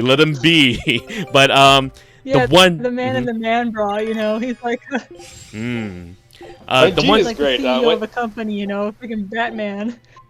All right, you were saying. He's just Peggy? like, yeah, I'm the CEO. But sorry, Genius has like the greatest line in Symphonia. I don't know if you knew about that, but like you get to Ifrit and then you get the summon spirit Ifrit, and he's like, now you can say cool thing like burn to oblivion. That was He's Lloyd. That was about not Genus. That was human totally people. Lloyd. Like, That was okay. totally Lloyd. That was not Genus. That was a Lloyd line. Let's not give Genus the credit, but like, yep. If you do Ifrit before the end of the first act, oh man, it must be so cool to be a summoner and say cool things like burn to oblivion. Like that was totally Lloyd when he was complimenting getting the pack. It was not Genus. Definitely not Genus. I would look into that for sure. I would definitely look into that. Yeah, Genus has such a snappy line. It's like, we're gonna die. No. I think a part of it because like a friend of mine. Like my friend of mine told me about like their playthrough of Symphonia, and they played through it in Japanese, and they didn't mind Genus, and was very shocked to hear that I didn't like Genus. So like when I showed the English like dub, Genus they understood the moment I showed the English dub because it didn't really help. I want to say, like, as much as I remember I played Symphonia with a Japanese friend, you know, and he liked Genus. I didn't like Genus, so I guess maybe there's just something like there that I just don't get or just don't vibe with. I think a part of it has to do. It's a native English thing, right? Like, as somebody that's not like native English, like Genus, I find he's fine. He's a nice character. His voice actor is nice. Everything is nice. Okay. I don't know. Maybe it's your. I sent my men a Sylph J with Maybe it's my ESL background. Probably, maybe that could be a part of it too. Yeah, it could be a cultural thing, you know, because I know like people really don't like Shirley here in the West. You know, she's really a divisive character, whereas in Japan, you know, she's kind of more of a not as rage-inducing, I would say. And I think the same could also be said for like Luke. Like that's still something that still amuses me because people in Japan love short-haired Luke. No, people in Japan love long-haired Luke, but don't like short-haired Luke. Whereas here in the West, it feels like it's more the other way around, where people like that version of Luke than the other one. Yeah, long-haired Luke was hilarious. Yeah, I do like. It was pretty even funny. if he was an asshole, he was like the funny kind of asshole. He's like, "What do you mean I have to pay for my apple?" That's actually a pretty good line. What do you mean I have to pay for my apple? I'm gonna have to like revisit my opinions about Abyss someday because it's been 7 years since I last played it, but someday I'll get to it eventually. Someday. Well, on that subject, there's a guy working on the same server as us on Abyss HD, kind of like. Explain it, Lauren. I think you know a little bit. Like it's a HD texture replacement patch. So pretty much it looks great. It's a emulator specific patch where they upscale the textures and you can play with HD textures. And it looks really good, which makes me surprised that Bamco hasn't, capitalized on re-releasing Abyss any. Oh, it looks sharp. It really looks sharp. Okay. I already have my Abyss disc backed up, so I'll look into giving that a shot then. Because I think I saw screenshots of it around. I just never knew what it was related to. So it's kind of cool. It's like it's related to something like that. Yeah, I Alright. think he might be able to fix the. I think he was talking that he could fix the overworld lag that you have in Abyss. Oh I think yeah, it's yeah, like yeah. related to a texture in the overworld, and was like, yeah, I can fix it while doing this patch. Really? Yeah, it's really interesting. Like, I think it might actually improve the game in a significant way. I might look into that then, because like I do want to revisit someday. So thanks for bringing that up there. Maybe show me a link or the name of the person now, and I'll keep an eye out. Yeah, for sure. Yeah, let's see. I'm trying like this. Like I'm doing this new approach with the equipment thing, where I'm trying to enhance a little bit and make or buy better equipment a little bit. Like again, this equipment system, it does take some time to assimilate to, so bear with me as I try to figure it out and whatnot, because particularly when it comes to some of these characters and their enhancements, I want to make sure that they constantly carry a bunch of enhanced equipment so that their BG will eventually boost the moment that I get the particular vent type for it.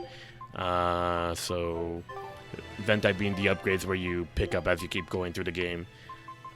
What do I want to get rid of here? So I apologize for all the menuing, but I'll do the best that I can with this. Yeah, Zestiria and Berseria kind of had a really confusing equipment system, I'm not gonna lie. You know, Tatsuro Udo, he's the battle designer for a lot of these games, and he's very into innovation, you know, which kind of, you know, for better or for worse, you know, he likes trying new things. I think currently he's working on Tales of the Rays, I believe. Ooh, alright. Yeah, Udo did Destiny 2, Rebirth, Destiny DC, Graces, I think Zestiria and Berseria, the battle systems for those games. I didn't realize it was the same person who also was working on Rays. I guess I never really... Honestly, like, when it comes to me being mindful of, like, the names of people who've worked on Tales of products, is the one that, like, is my biggest weak point. So, that's really interesting to see that it's, like, the same person who worked on Rays, because I love Rays a lot. You know, it's kind of... You know, like the programmers and stuff, they don't really have the same sort of celebrity as, say, you know, the voice actors or, you know, the producers. So. Of course. Which is very different in the West. It's like it's a cultural thing at the end of the day. So, it is kind of cool to be aware of these people. So, Berseria, Rays. What else were the contributions? Or do you remember off the top of your head? Destiny 2, I believe. Ooh, Destiny 2. He was the battle programmer for the Team Destiny games, so... Oh. That's why, you know, all these games, they don't really have the traditional, you know, TP. Because I remember he liked to experiment with resource systems in his games, you know, and sometimes, you know, works well. Was the one in Was he the one in the interview video with all the other producer? He was one of the. He was the programmer that was invited there. I believe he was in there. I believe he was. I think it was Udo anyway. Yeah, he was saying he could program a character in Tale of Ray, and like, I don't know. He said like, if I don't come up with the way the arts work in Ray in 5 minutes, I just drop it and move to another art. Kind of like a genius type of thing, like, holy smokes. Yeah, like, well, the thing is that like he comes up with these ideas and then he just never kind of capitalizes or refines them any. At least from what I've been playing of the series, you know, with his works, you know, like I like the well, he's the one that put Rebirth and Destiny DC, but like they're just never elaborated on into another game. Whereas with the like the Team Symphonia games, you can at least see that they're, you know, fixing their iteration from, you know, from Symphonia to Abyss to Berseria. You kind of see that progression with those games that you kind of don't really see with the Team Destiny games, because it's kind of a new thing for each game, which is kind of fun in its own right. But it's kind of, you know, I would have liked to see, you know, some more development with, say, like the FG or the CC systems. Right. But he's famous for one very specific thing. When Barbatos kills you, if you run around in circle in Easy in DC, he's the one. Oh, that yeah! Nobody knew about it. He only did it with like, yeah, I'm just gonna hide it in the game. Like they didn't know about it. Like the higher management, he just did it on his own. It was amazing. I remember because like when DC came out, and then when the video started popping up, everybody was freaking out over it. It's like this doesn't make any sense, but it's awesome. It's so like, especially because like I think Tales of Destiny PS1 had that notorious thing where everybody kept grinding to get the alternate ending. Like this was their way of like stopping them basically if they were to ever think about doing it again. Yep. It's so good. Yeah, so you could good. always like take your rubber bands and stuff and like rubber band your controller. Yeah. Because I yeah. know But Rebirth has a lot of anti-grinding mechanics in it, and so I'm thinking like he just decided, you know what, screw it, I'm just gonna throw Barbados in there. He's gonna kill everyone. That's the anti-grinding mechanic that we're gonna do for Destiny DC. Yeah. But in his interview, he was actually like when I was talking earlier, he's the one that said like, when you want to do something in the game, you don't ask upper management. You just do it until it's too late for them to stop you. Like you just do it. Oh my gosh. I didn't think it was like that. I didn't really get a chance to really listen to the interview from start to finish. I knew there was like something about... Oh, it was the most interesting one in my opinion. Really, you learn a lot about what goes on behind the scene in these Tales games. Yeah, that's like on the YouTube channel, right? I think I only watched the one about like the battle systems. But there's definitely more to it if I recall. Yeah, I need to look into that. Oh my gosh. I don't know why I'm lost. Why am I lost? Oh, duh, I'm supposed to go to the port first. Okay. I remember where to go. I know I've been talking about navigation before. I'm not really paying attention to my notes as much. Even though I should see it at the top right corner. That's where I'm supposed to go. So that's on me. Yeah, that's on me. You know, they put in the mini map. They put it in the mini map for you, and then you're just like, I don't know where I'm going. I'm lost. Yeah. You know, that's like, honestly, I think a part of it... They put that mini map in there for you. Yeah, pretty much.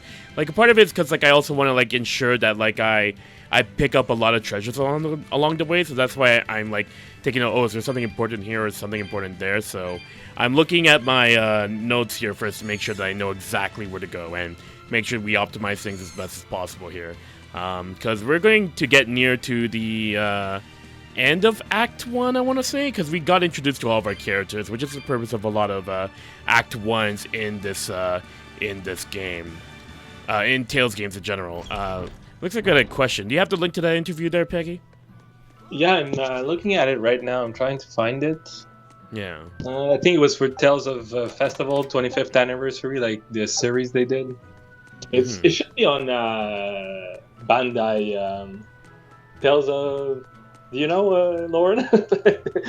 You know where it is? It's not on their Tales YouTube channel. If not, then it should be on the 867 one. Oh, 876, right.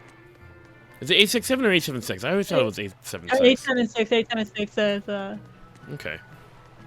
Even the one with the sub? So 8 is Hachi, 7 is Nana, They're not back yet. 6 is, Roku, no? Who's that? Yeah, me too. We'll rest So, until the scouts are back then. Banamu. Okay. Because the Japanese language, they have this little, like, number code where they take the sounds that numbers have. Yeah. And they use it to encode words, so you'll see like 39 means San Q because 3 is San, 9 is Q. That's kind of cute, yeah. I definitely remember, like... I'm sorry, go on. Would you like one? And so, like, in a lot of the Tales games, you know, you'll see the number 765, like in Tales of Fantasia, in the opening cutscene, one of the characters' HP is a 765, and that's because that reads Namuko. Yeah, number Namco. code. Yeah. Yeah, they do it also in the money you get in some chests in Tale of RSR. Like, you have 876 in one of the chests. Pretty funny, yeah. I guess right now it is 876 now. I'm so used to 765 that I never thought about 876 being more common now. Yeah, well, like, it used to be just Namuko, and now it's Bandai Namuko. Yeah, Or yeah. Bannamu. I guess is how they call it in Japan, but we just call it Bamco. Yeah. Bamco or Namdai. Bamco Namdai. I found it. I'm gonna link it in the thingy.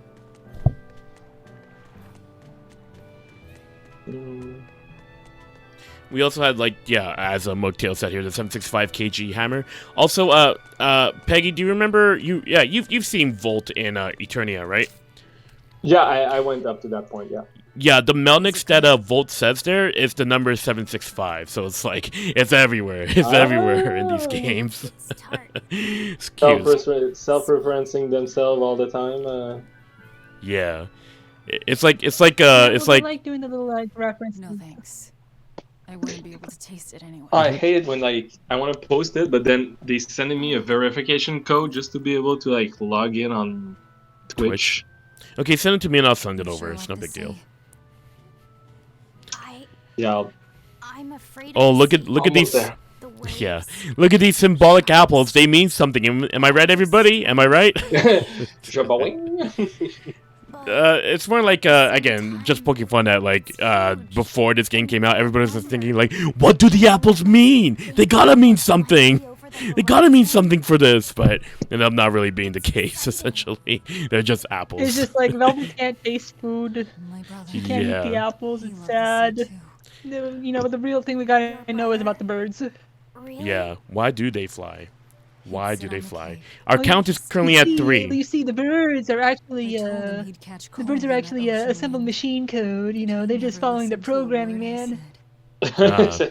No, you know what? The first 2 times that question was asked at the prologue, a bird flew over them. It's like, you know what? I want to like say it's the same bird every single time. So if we ever see a bird that flies across when we hear that question, I'm gonna say it's the same bird. That same bird's been following us this whole time. That's the true culprit of that question. It's like, why do birds fly? Well, first of all, Artorius, have you ever seen an ostrich? Have you ever seen a penguin? Hey, the scouts are back, everyone. Hashtag not all birds. Well, this is the 5th time we've heard Velvet's theme, so we're keeping a count on that as well. Definitely 5. I want to say 6 because there was one in the trauma scene that I missed, but. Yeah, we're gonna go with the Velvet theme count, that's for sure. I'm gonna see if I can keep track of this as best as possible, because this song comes up a lot. I'm not saying it's bad, but the frequency of the song is everywhere in this game. The one thing that I do like about it is that like the remixes that it gets later on, like when it like emphasizes a point in the plot where it starts to ramp up a bit, is all I'm gonna say. There is something I'm going to have to do, so I'm going to have to be right back for a bit, everybody. Alright, sorry about that, everybody. Let's keep on pushing forward here as we figure out something about Moloch using a pendulum. And this is where we start to see a certain someone, which didn't make much of an impression for me at the start when I played Zestiria, but in this game, I was like, this character is really good. So I'm so glad that like a game can retroactively do something for like a character that I didn't really have anything to think about back then. I don't know, but this can't be coincidence.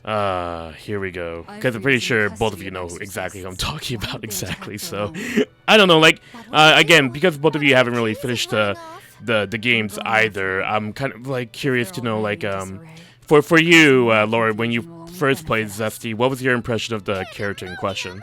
My favorite. Which character? Yeah, same thing. Which one? Oh, the one with the pendulum. The wind one. Yeah. Mr. We're gonna see him very Persona? shortly. Yeah. Oh no, I have a funny story about this character actually. So I was playing Suspiria, right? All right. And my mom walks in on Zavid in all his shirtless glory, and she just looks at the TV and she points and she says, "It's Fabio." Oh, you know what? Actually, that's a very good association. You kind of associate the man with Fabio, except you can't really do that in this game since he's a little bit more clothed, and he comes back with this amazing theme too. Yeah. So the thing with this upcoming battle is a little bit weird, and I'm going to talk about it shortly here because it's all relative to the cutscene that's going on and whatnot, but yes, here we go with Zavid. Zavid, this guy, he actually has hair that still kind of clips, but not clips as much as the other game that he's in. Oh yeah, that's the spirit. Home alone on a Monday night. Yeah. Just remember, The other He's a Z-Man. Moloch and he's No, a I didn't realize that Berseria. was the If we work continuation of together, that. we can I see. pass the barrier. I see. But yes, it's time for us to sort of like see if we need some Moloch to sort of help us pass through the gate, but unfortunately, Zavid isn't ready to listen to some answers. So here's the thing, in this fight, first off, the song is still really good. In this fight, the two can sort of fight themselves out, and I kind of want to do for this marathon, I really wish I could have let them fight themselves, but they really don't do much if you leave them alone. Like, I left all my party members to not do anything, and they're just like, this fight would have taken like 1 hour probably, especially with their HP, like, but then they can hit each other, which is kind of cool. But they're not going to do much for it, basically. Let's see if I could sort of figure this out here. We're playing as Magilou here, and I'm going to try to get rid of Zavid first with Magilou. Just to give Magilou a little bit of screen time, what would you say would be your best, your favorite games with like gameplay-wise, I like to say, if you want to start off, Peggy? Just one moment, you can start with Lauren. Alright, go right ahead, Lauren. I do like how Rebirth does the gameplay. Because I like the FG system, and I really love the HP Legion system in that game. You know, it just works really well. You know, I actually prefer it to having healing spells. Because you're really like free to just do whatever you want with your party. You know, it's not like you have to have this character in or else, you know, you will just die. Yeah, yeah. Like, because like in Symphonia, you know, pretty much every party you're going to like have to use Rain unless you like want to play Zelos or Kratos and, you know, do some healing winds. Yeah. Of course, I was always kind of weird with my healing in Tales games. You know, I prefer the single target heal, so like I do Rain on the single target track. Really? And, like, throw Natalia in my It's party. weird, Yeah, I like the you know, the revive spell that gives the character, you know, a little like they die and then they come back right away. Like I just like stand that on all my characters, so you know I don't really have to worry too much about them that much. I think you're like the first person I know who plays Rain with S-type. That's actually really cool, genuinely, because I've never done S-type with Rain, and I know she gets revived eventually, but that's really awesome. Like I kind of want to do like maybe to sort of make me change my opinion about Genius, but basically to sort of like intrigue me for that, maybe I should try out S-Run Rain, because that sounds like... like Genius on the other one is kind of lame because all the spells look the same. You know, you get like a Airblade, you know, is just like the same. You know, the Fire one is just a recolor. You know, Aqua Laser, they're all just recolors of each other, and they're kind of really lame looking. You know.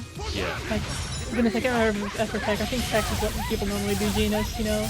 Yeah, I I like think the so. single target spells because it's just, you know, a bit easier to, and not easier, but it's just like you have to kind of prioritize, you know, which character's getting heals. And, you know, not all characters need healing at once. Nurses for losers, okay? You know, just heal, you know, 50% of a character's HP, you know, for one character who needs it, rather than, you know, just like topping off a bunch of characters who don't need the heals. Think about it, you know. I mean, they all need it if they get damaged. The weak. That's amazing. No, it's simple. You take nurse and you just don't block. Blocking is for a loser, you know? No guarding. What are my party members doing? Sorry, go on. Yeah, that's it. The party members are having a good time. They're not, like, I'm constantly getting, like, hounded by Aizen while I'm trying to focus on, like, Mysterious Moloch. We actually don't know his name yet. But basically, it's like, why? Nobody isn't doing anything. They're not, like... They're just, like, standing there. Anyway, you were saying, Peggy? I think Abyss did the combat really well. I really like the phone on circle thing. I know people, like, argue about it, but when you play with other people, it's actually pretty fun. Yeah. Especially since you can move the spell around. Like you just play by yourself and you're just like, what is this character doing? Like with Annie, for instance, you know, it's just like, what does she do? Like, what do these circles do? Because everybody's so confused about what Annie's supposed to do. You know, it's just like, what do these circles do and why can't I heal? You know, but like, you play with somebody else, you know, you have Annie. Annie is freaking beast mode with all the stuff that she can do, all the utility that she has. Yeah, I need to. And also, you can whack people with the staff. Well, you can do that for any of them, basically, any of the staff users. But I can see what you mean with about Annie specifically. Yeah, or like you just kill the phone on specifically, you know, like you can have one character, you know, cast the field of phonons, and like if you're playing with somebody else, they can capitalize in the field of phonons like better. Especially with Abyss, you know, you have free reign of like where you can place your spells, compared to like, you know, Symphonia. Yeah. To be honest, Or you, if like- Symphonia, that would have been much better in my opinion. Like it was the only thing missing, and I think it was the only thing missing to make Genus S-type possible. The fact that you can't change where like you're targeting your sort of like air blade or whatever that's sort of fixed in place makes it like, why would you even choose that? Like you missed most of the time because the enemy moves, right? You know what I mean? Yeah, with the S-type tree, because it's constantly straight line, where like you're missing it. It's straight line, and I think it targets the point where the enemy was when you start the spell. Oh, does it? I wouldn't know because it doesn't move, in my opinion, from what I remember. Okay. Maybe it's from Vesperia, because I know Vesperia, like when you're doing those kind of spells, like it's the higher form of that spell retargets. Like Symphonia would probably be better gameplay-wise if they didn't just like block a lot of the good arts. Like because like especially with like Colette, she has good arts in both her S and T yeah branches. Like you can't have a torrential parabol and like pow pow hammer at the same time. Yeah. And you're like, but I want torrential parabol and pow pow hammer at the same time. It's just like, well, you either gotta hack them into your party or you gotta exploit some glitches if you want to. Pretty much. To be honest, it would be nice to sort of hack. I don't know if it exists where you could just unlock the arts from both sides, like all the time.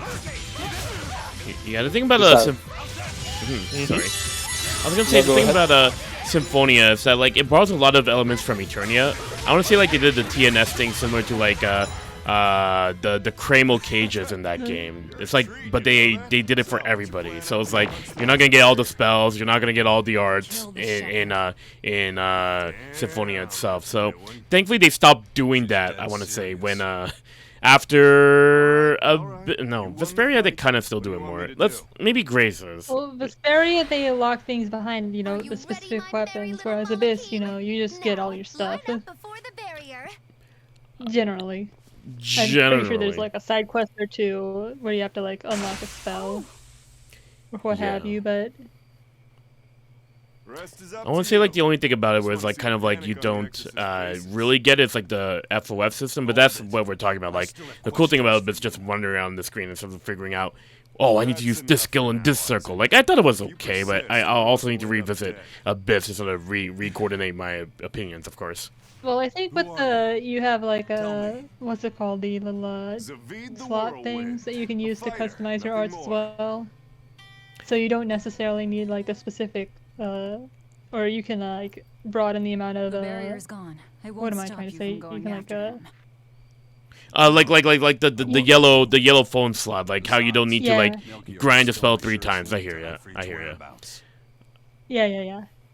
Like a guy can do his own like field of phonon and stuff, and capitalize on it with the right setup,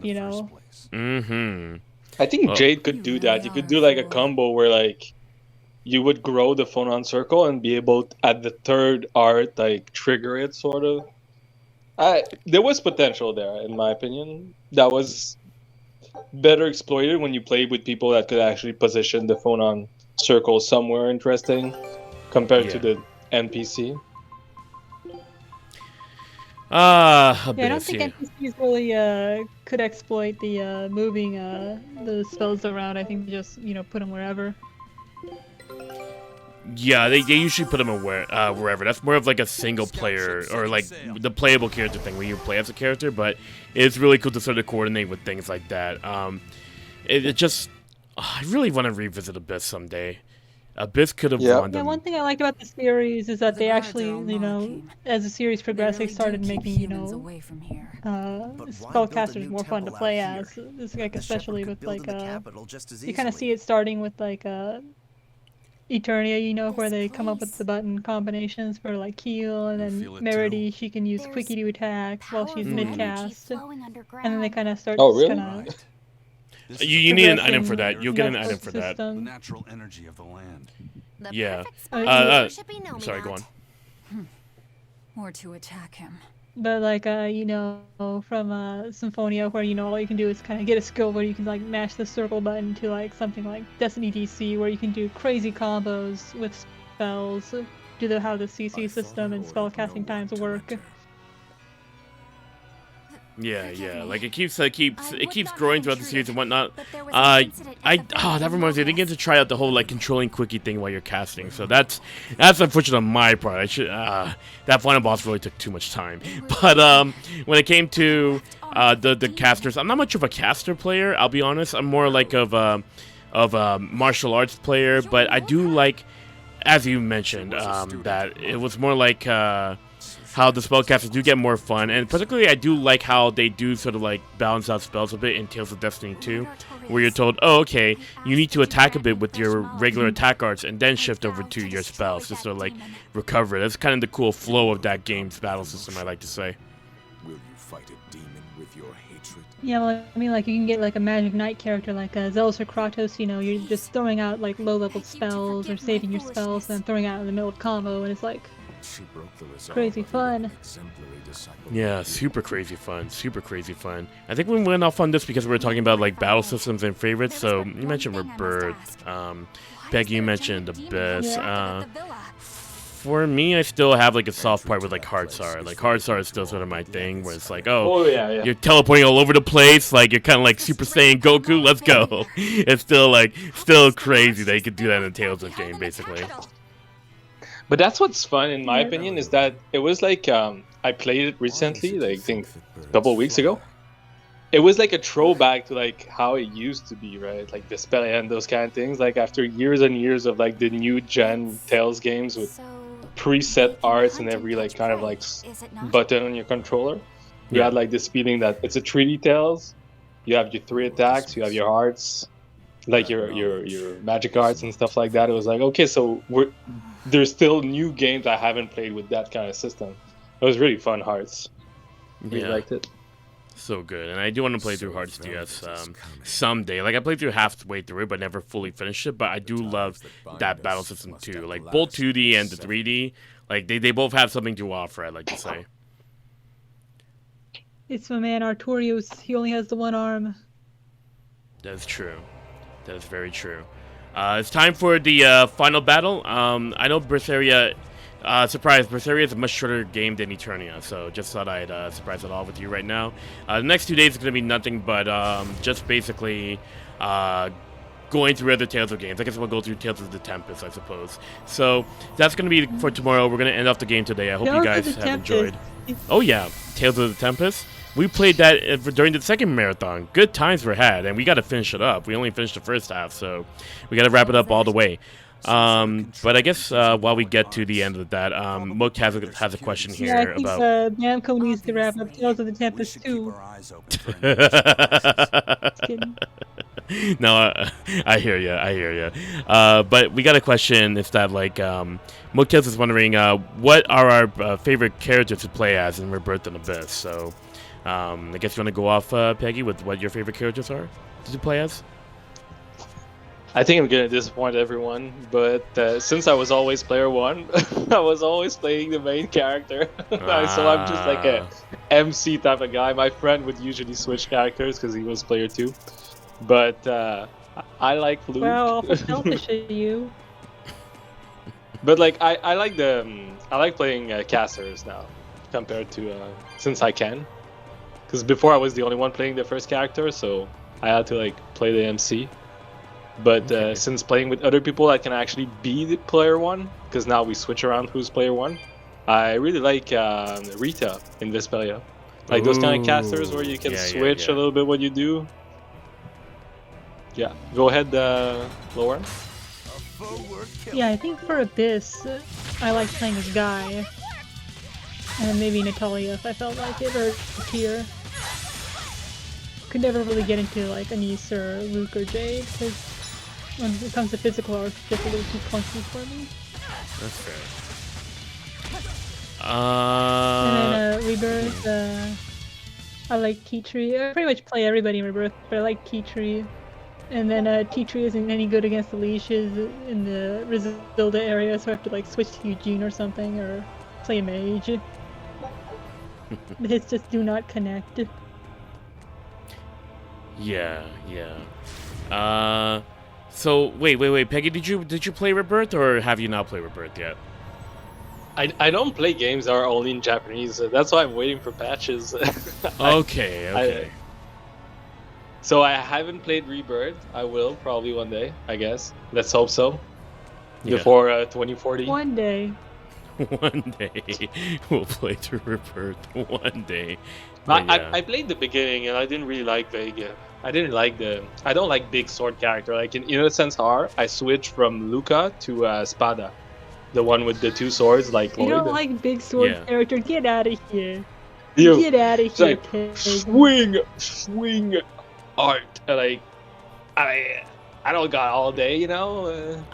I want to do hit. I want to get the hit combo up. Like I want to do Eugene the if you don't thingy, like the big. flashy, the sword rain. I mean, if my character doesn't have sword Veg rain, isn't like actually he's that, like, failing at life. Like, can you even call bad. yourself a character if you don't have sword rain? Like, just delete the other characters. Do Oh it. no! Well, All no, those characters who don't know Sword I think Rain. the only character who has sword rain in Tales of Rebirth is Saleh. And he's a bad guy, and you can't play as him. So you're SOL, Peggy. Like, literally, I keep the sword rain equivalent or sword rain throughout the whole game. I just like that art. It just makes a lot of hits. Yeah. It's so fun. Even on the last boss, you're like there with your art that costs 4 TP. Bosses TP. are pretty sad. They're always sad, you know. Yeah, I guess. I don't understand why those basic attack hitboxes are the way they are, Muck. I don't understand it at all. I wish I had a chance to explore Rebirth a bit more, because to be honest, again, I only really played as Vague, which is really unfortunate, because like the other characters, they do have like a lot of capabilities, as we were talking about with Tai Tree, and if I were to revisit, I really would love to play as like Eugene someday, because like I've seen how he could like operate. Eugene's a fun character to play. It's just he's kind of, you know, Rebirth with the HP regen mechanics like doesn't really operate. Like you'd think, like looking at Eugene's stats, that he'd be a tank. He actually does not tank hits as well as like Veg or Tea Tree do. You know, Tea Tree, you'd think, oh, he's like a kind of a weaker character, lower HP. Well, the thing is, Tea Tree is that he can heal HP. Like his HP regen stat is just broken. Like he can heal like 50% of your HP back, and he has the best HP regen stat too. So you can just like have like 50% of your HP like back every like 4 or so seconds. Like it's really stupid. That's crazy. Whereas Eugene, you know, he has really low magic defense and he has really low HP regen, so you really have to be careful when you play him. But he's really good with feel like whatever you did, you know, controlling like crowd control and keeping enemies like at bay, because he has really high iron stance for his arts. You know, like I like Tea Tree, but he has 0 iron stance on anything. Oh no. And so he just tends to get bodied a lot when, you know, Eugene and Vague, they have more iron stance for their art, so they can like start an art and not get interrupted right away. Hey, it's that's unfortunate, because like Tai Tree, you know, it's weird because like if Tai Tree is considered like more of the healy tanky character, yeah, it's just I didn't really get that impression for sure when I first saw him. Like I thought he was gonna be more like he is kind of like Glass Cannon Beast from what you mentioned though, because of the lack of iron stance and everything, but still like the fact that he can like heal himself a lot is. Yeah, he has really good healing, like both his HP regen stat, because each character has an HP regen stat and every art has an HP regen stat, and so both his base HP regen stat is high. He has the highest in the game, and all of his arts have really high HP regen stats, and also for some reason all of his well, I guess like skills are like the basic attacks, you know, the Togi and then the Ogi, you know, all his Ogis have like he can activate them at 60 RG when every other character activates them at 75 RG, and it's just like, Why does this? What? Like, I don't get you, game, but you know, if you're gonna do that, then whatever. Maybe it's their way of saying that Taichu is the main character, since he does sort of like have like main character protagonist tendencies in that game. That's for sure. But he doesn't use the sword, you know. Sword users, they're the main protagonists, you know. Tales of Legendia, you know, Sinel is just a sideshow, and Chloe's grand the real adventure. protagonist. I see. Too bad we don't learn too much about her after. Well, I mean, you do get the character quest, to be honest, but I kind of wanted to see more about what that character quest was, where she was located and whatnot. Yeah, I think with Legendia, you know, they never really take you off the legacy, so you don't like, because a lot of Chloe stuff, you know, she's not from the legacy, she's just there because she got to kill somebody, pretty much. Yeah, pretty much. You know, there's this big conflict, you know, between the mainland and stuff, and then you just never get off the legacy to kind of see that, you know. It's kind of missed opportunity there, I'd say. Yeah, I definitely agree Like, you about definitely that. do get to explore the legacy a lot, but, you know, anything else in the world is just kind of, you just don't get it. But the real question, Lauren, who has Sword Rain in Rebirth? That's the real question, right? Sally does, I told you this. The villain, one of the villains Who? of the game. One of the What? villains of the game. Okay, So so you- the villain is like the main character of the game, so it's just switch around, right? So you're the bad guy in Rebirth. Well, I mean, like, you know, the Rebirth fandom would probably agree with you there, Peggy, but you got all this Sally fangirls, you know. Well, that's gonna be one roaming game I'm about. not gonna play. Kari-sama. But I killed her. Let's see here. How are we doing in terms of pace? It looks like we're going a little bit ahead of schedule. I don't know how long, like, this cutscene is gonna take, or the cutscenes afterwards, but yeah, I thought we were a little bit behind, but we might be a little bit forward. But hey, I was wrong last time, but I guess we'll see. Yeah, we're about 45 minutes left of the session. Yeah, we talk about like a lot of different Tales of And games Luke here. is saying that Vic's Shunren is similar enough to Sword Rain. It's kind of the same, kind of different. You know, he's got a lot of arts that do involve a lot of like stab the enemy. If you're into I that mean, sort of you- thing, Peggy.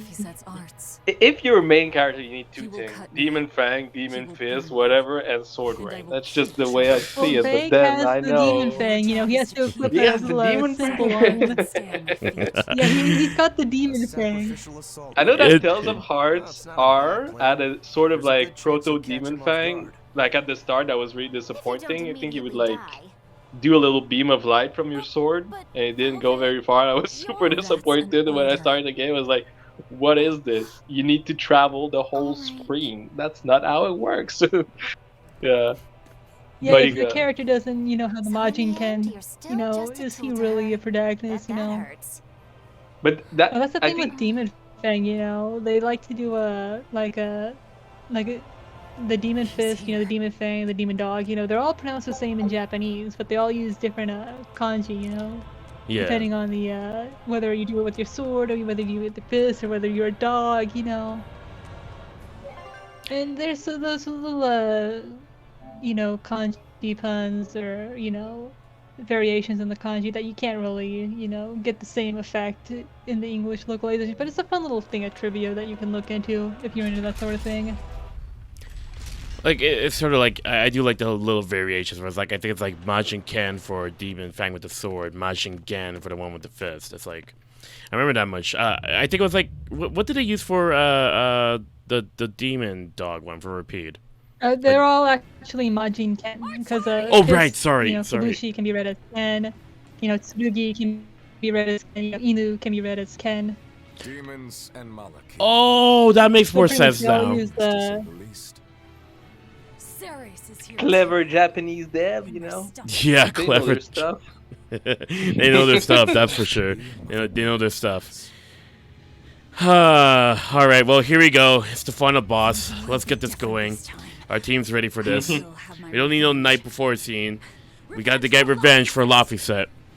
And before this, we gave like an order to number 2 here. Well, Laphicet, but it's a little bit unfortunate that we had to give the little kid a bit of an order. But I'm pretty sure Peggy is enjoying that right now. Oh yeah. Oh yeah. Alright, Artorius level 72, we're level 15. Let's go, everybody. This is the super low level part, that's why I'm not grinding and whatnot. Anyway, all I gotta do is just like dance around and attack, because I'm pretty sure we all know this is nothing but scripted, but at the very least, we're gonna see something really cool after this, I'd like to say. I think that's one of the trope of this series, right? Having like a sort of battle like that, like a sort of ending with quotes on quotes. A little bit. Like sometimes it kind of dives into it, sometimes it doesn't. Jeez, how long do I have to survive to this? I already forgot. You gotta wait normally. Like I guess you gotta wait for like 1 minute. But yeah, some games generally do that kind of stuff. If I try to remember it off the top of my head, like I mean, this is pretty much like the end of Act 1, so that's why we're having this weird boss fight right now, which doesn't really amount to much. But for some reason, it kind of reminds me of Sorry, I was gone for a bit. It kind of reminds me of how in Symphonia, you know, people thought that the game was actually going to end at the Tower of Salvation. Yeah. No, but that's the thing. Like, they always get me. Like I fall for it every time. Like Eternia, I was sure that when you get in the boat and you find the lady, that's the end of the game. So I never went further than that. I was like, oh, well, the game is done. Like Symphonia, when you can beat Kratos, I'm like, what's going on? It's just, I don't know. It's a fun trope from the series, I think. Yeah. Everybody's just like, oh man, the journey of regeneration's over. You know, we haven't met everybody on the box art, but that's cool. The game's over. We played enough. Exactly right. No. The thing is going to be a time skip. It's going to be the new journey of regeneration. Like this is about different characters and stories connected together. I remember like me and my friend, like our mind was blown after like Mythos and Kratos part, and you get to like Teteala, we're just like, whoa, a whole new world. Yeah, it was kind of crazy. Yeah, Aladdin was taking us on this like magic carpet, and we're like seeing Teteala from our like Rayard. And, yep.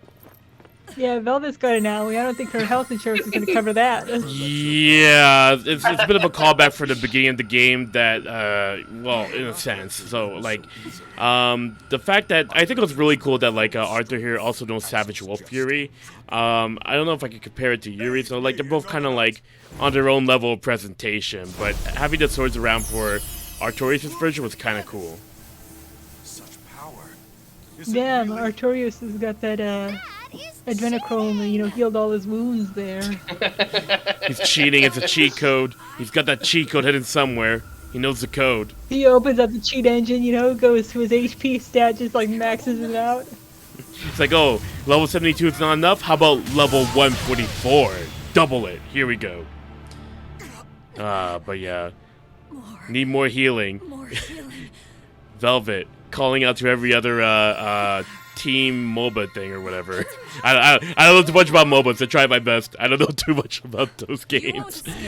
Oh, but here's the rest of our Willy Wonky antagonists, I like to say. You got old guy. The failure is mine. Yeah, you got old guy. Oscar Mayer Wiener. All right. You got Teresa. The one on the right really looks like the new character from Arise, doesn't she? The girl on the right? She looks like the You think Teresa looks like Kisara? Oh, Kisara! Oh, I thought we were talking about... Okay, which character are you talking about, no, Peggy? Not the shield lady, the other one, like with the ponytail. Oh, Shion. But doesn't she? Well, let's see. I don't Everybody was saying that Shion looked like Lila. Yeah, more like a Lila thing. Everybody's just like, oh, it's Lila too. Boogaloo. Yeah, I never really like made that association, but I can see where people are coming from when they think it's like second Lila. I still think like, for obvious reasons, the Ceres that we saw in this game is very much more related to Lila than anything else. Doesn't it hurt? Yeah. Aren't you in pain? But I think that's been a thing with Tales games though, because we've had characters just look too much like another. Like everybody knows that Guy and Flynn, you know. Guy, Flynn, and was kind of lazy that day. Yeah. Oh yeah, like, they were kind of like. I think you know, you look at Luke and Ash, it's just like, man, this guy must be out of ideas. I'm just kidding. All right, well, anywho, but yes, like Crest, Guy, and Flynn, there used to be the jokes. I remember when RM3 was revealed, and they had that scene where Flynn and Guy were like running together and like killing a monster. Like, who's who? Who's who? Like we didn't know who's who. It's like, I think Veg and Woodrow, they like to make those jokes because they have an entire Veg side and quest Woodrow? in Yeah, they do look a lot alike. Destiny DC, where everybody's mistaken Woodrow for Veg. And they also have some skits in Radiant Mythology 3 about it too, where like Chelsea and T-Tree are like, "Oh, I found you, Vig. I'm not gonna make this mistake." It's like they just can't differentiate them. It's like this. I heard about that Destiny thing before with the Woodrow, but and Vague, but at the same time, I don't really see it. I think they have like two different. They have the same character designer. I mean, yeah, they do. But you could still be like the same character designer and make different characters, but I don't think like... I think it's the hair. I think it's just they have the same hair. Except for Viggs is in a... They sort of have the same face too, no? Don't? They all have the same face. But they have a different face. Anywho, we got a big moment going on over here as I don't know what what happened with the animation there. That was kind of weird a bit, but basically everybody's all running away for some reason just because to protect Velvet essentially. And we also got a little cool moment with Laufeyset and how he was able to pull himself forward through to the next part. I know every single time I make the comment, I'm like thinking, what's happening on the other side of the call here? You give your brother's name to the Malik. Freaking cringe, bro. Well, hey, you know what? Honestly, that helped a lot with Velvet. It helps her keep going, I guess. It's the only name she could think of, after all. She's just running out of ideas, you know. I don't think she's ever owned a pet either. So is this a section where it becomes a light novel, like a visual novel with the maid stuff? The task. No, that's your sister. I asked you to take care of him. Yeah, the whole game just changes. It just becomes a visual novel. Oh, I see where you're getting at. Funny twist. I see. Tales didn't do really anything like that, right? Like where they would switch styles. Well, I mean, like they had the Gaiden games, you know, the Tales of Phantom games that are pretty much, you know, visual novel as side stories. Yeah. They're like visual novels, but they're presented in skit format. So, like, take it as you will. Yeah. Well, I know maybe one day we'll get to Volume them. 2 was pretty much, you know, the most. Yeah. Because it uses the full-bodied skits, you know, and pretty much, you know, visual novels are like full-bodied skits. Yeah, that was the Battle were like a rhythm game, I think, right? Sort of. Kind of, yeah. For Volume 2, yeah, they're definitely more like rhythm-based stuff and weird bit of games. Oh no, my. Yeah, I know the first fandom had the Kramer Lab mini game, which is pretty fun. Yeah, that was like a puzzle game. Yeah. Tetris kind of thingy. Yeah. That they never did anything with ever again, you know. And this is where Laufeyset has a really bad time because he tried to really help Velvet, and it looks like he overexerted himself. So. Thank you, Velvet. Words right out of my mouth. Here we go. So everybody thought everybody thought about the carrying simulator back in Tales of Zestiria. They listened, and now you can run while you're carrying somebody. Well, yeah, there's always a scene in a Tales game where like somebody's got to get carried and stuff. Yeah, but the thing is, like with Zestiria, do you remember? Oh, sorry, wait, no, Peggy, you haven't played Zestiria, have you? Oh, I slept through all of it. No. Oh, okay. Goodness, like in Zestiria, they had those kind of scenes where you kind of just walk, and like it's kind of scripted, but it's kind of not scripted, so you can go wherever you want. You know. Just hang in there, Laufeyset. Yeah. Yeah, but then there's this one point where it's like you're carrying somebody in Zestiria and you're moving really, really slowly. So, like, it only lasts for like maybe a minute or two, so it's not really a big deal. But like, at least here you can move like much faster compared to Zestiria. Though granted, yes, Laufeyset is small, that's the reason why. And I kind of like how Velvet is carrying Laufeyset there because he's kind of like bobbing around there. It's like one of those like little gigantic toys. It's like Velvet came from the carnival and won like a new toy or something, like a stuffed bear. And she's ready to leave. But yeah, essentially this part of... No, I'm just saying that You know, I don't think that's the way you carry somebody if they are in a medical distress. Like a potato sack. I'm pretty sure you're supposed to like pull him over your back or something. And then she's just like, I'm just gonna grab him like he's a little stuffed animal, you know? Yeah, like How a you carry carnival toy. like a little like dog or something. Yeah, and that's the thing. Wait, is that the wrong way? What? That's the first time I ran into a wrong way problem. What the? I thought that was a super linear, but I guess not. Apparently, okay. Apparently, you go the wrong way in this dungeon. Well, that's the first. So there's no battle, and the goal is just to go to the exit. So why have so many hallways? It's just like a waste of time. You It's gotta pad out the game length, buddy. Well, it's more like they're trying to get like a gameplay sort of thing, because, you know, this is a dire scenario. This is a transition from Act 1 to Act 2, so that's probably their intent, but if you're playing it, you know, results may vary, so it could just be like, what's the point of this? But I could kind of see where they're coming from. Yeah, well, they do the like, you know, characters talking off to the side while you move it around thing, but it's kind of, you know, sometimes you kind of like feel like it overstays its welcome. This one doesn't last too long. We're right over here.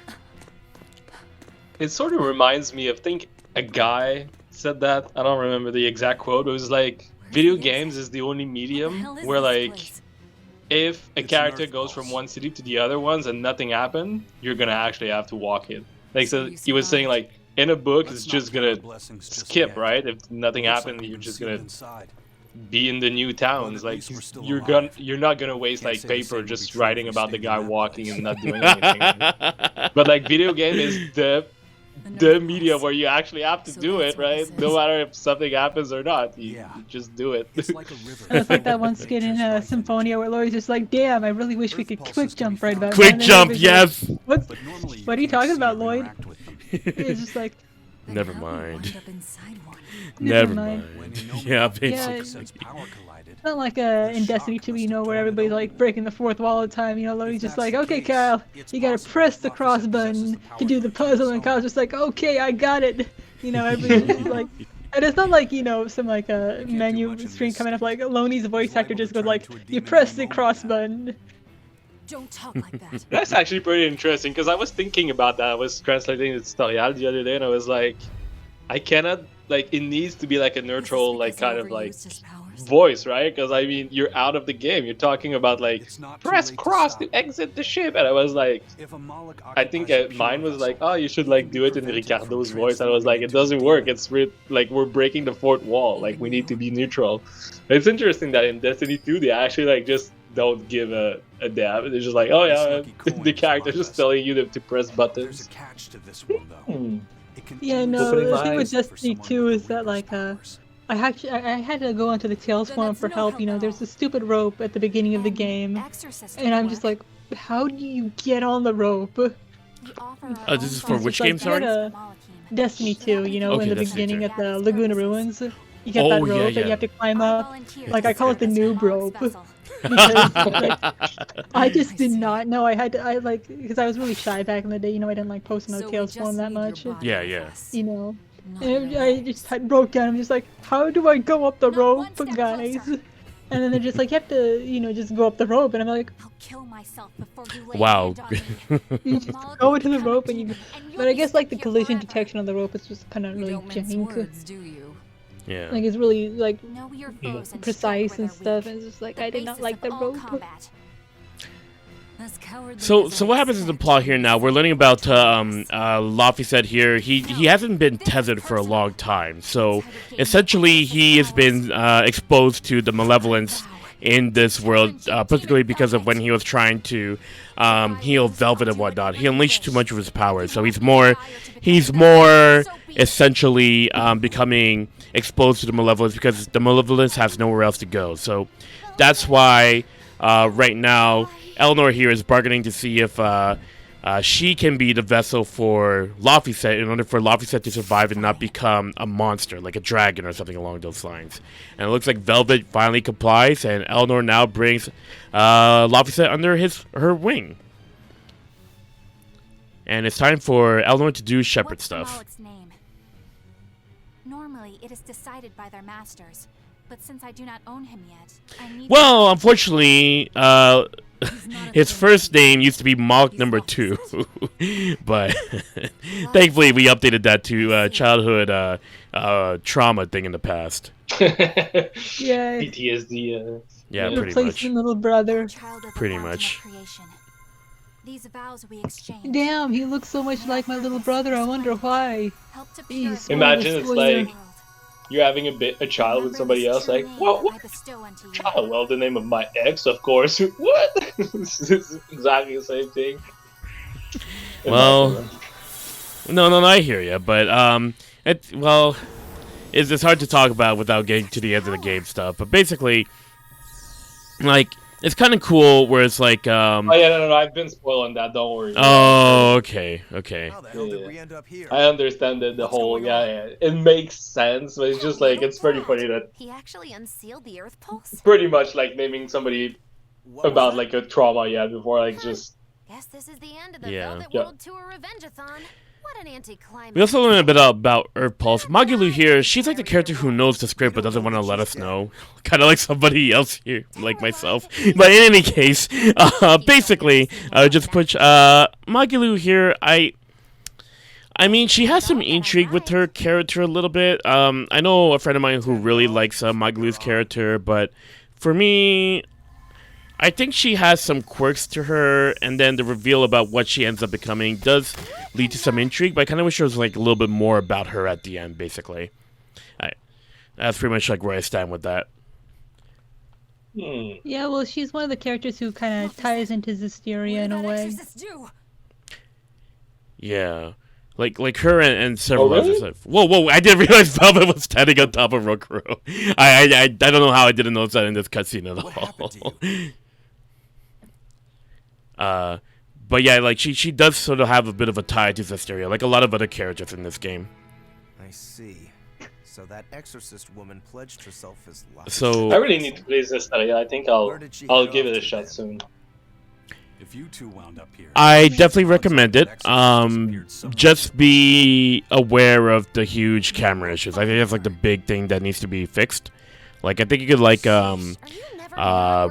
adjust the camera settings a bit in the options, but at the same time you could also adjust it in the battle screen. But I think I might know more about adjust. Oh, I've never seen Velvet smile like that. That's kind of weird. But any case, it's more like I would definitely have those premonitions in mind with regards to the camera specifically. Yeah, the cameras in Zisteria were the real enemy in the game. It's just like all the malevolence in the world, you know, they didn't hold a candle to the camera The getting caught camera on in the the game. background. Yeah. I mean, there are ways to It's sort funny of like. because Yeah, sorry, go on. I mean it wasn't their first 3D game. That's the thing, right? Like what happened? That's sort of a big fail. I want to say it has something to do with like the merging of the two studios, because when Exilia 1 and Exilia 2 were made, like it was still sort of at a point where like Team Symphonia and Team Destiny were still kind of separate. So when the moment, like this is just all speculation based on what I understand of the history of the series. From what I understand, like Zisteria is pretty much like the first new game that started to become like its own main title that wasn't like outsourced, because like games like Hearts R and Instance R were outsourced to Seventh Chord. And other than that, there wasn't really much with regards to the news of the main title. That's why there was a lot of promo for Zisteria because it was being the new title, but it felt like maybe because it was like some growing pains when it came to Zisteria's development after the two companies had merged, I like to say. Well, they did try to do the thing where the battles took place on the map where you're walking around too, and I think that might be some of the issues that they had, because with the other 3D titles, you know, you're taking place on a battle, you know, it's a big circle, you know, there's nothing in the way of the camera, you know, so the camera can move as it pleases and not really run into anything, whereas with Zisteria, you know, you'd have issues with the camera, you know, it's kind of hitting something, because the camera is its own entity in these games. So the camera has its own entity, it has its own collision detection, you know, and it'll collide with something. And I don't think they really kept that in mind, or they kind of probably did, but you know, Zisteria is kind of a poor little thing, you know, didn't get enough time in the oven, or they kind of it kind of got screwed a bit by the whole rewrite situation that you can kind of see bits and pieces of, you know. Imagine like each studio thought the other studio would do the camera, and just before release, you're like, "What? You didn't do it? No." That'd be a pretty funny story if that was true. That'd be a pretty funny story. Like, no, you, no, me. So the adventure came to a close in a most sudden and unsatisfying All right, so a little thing that I like about this game is that you can break the walls with on the field and whatnot, but the thing is, every character has their own animation of knocking down these walls, so we're going to explore the rest of them as we keep going here, and I think there may be like one or two that I particularly like, but let's see if I remember them as we keep on pushing forward here. I don't think there's any walls here quite yet. I think there's like 3 walls here in total. We just broke 1, so there's 2 more to show.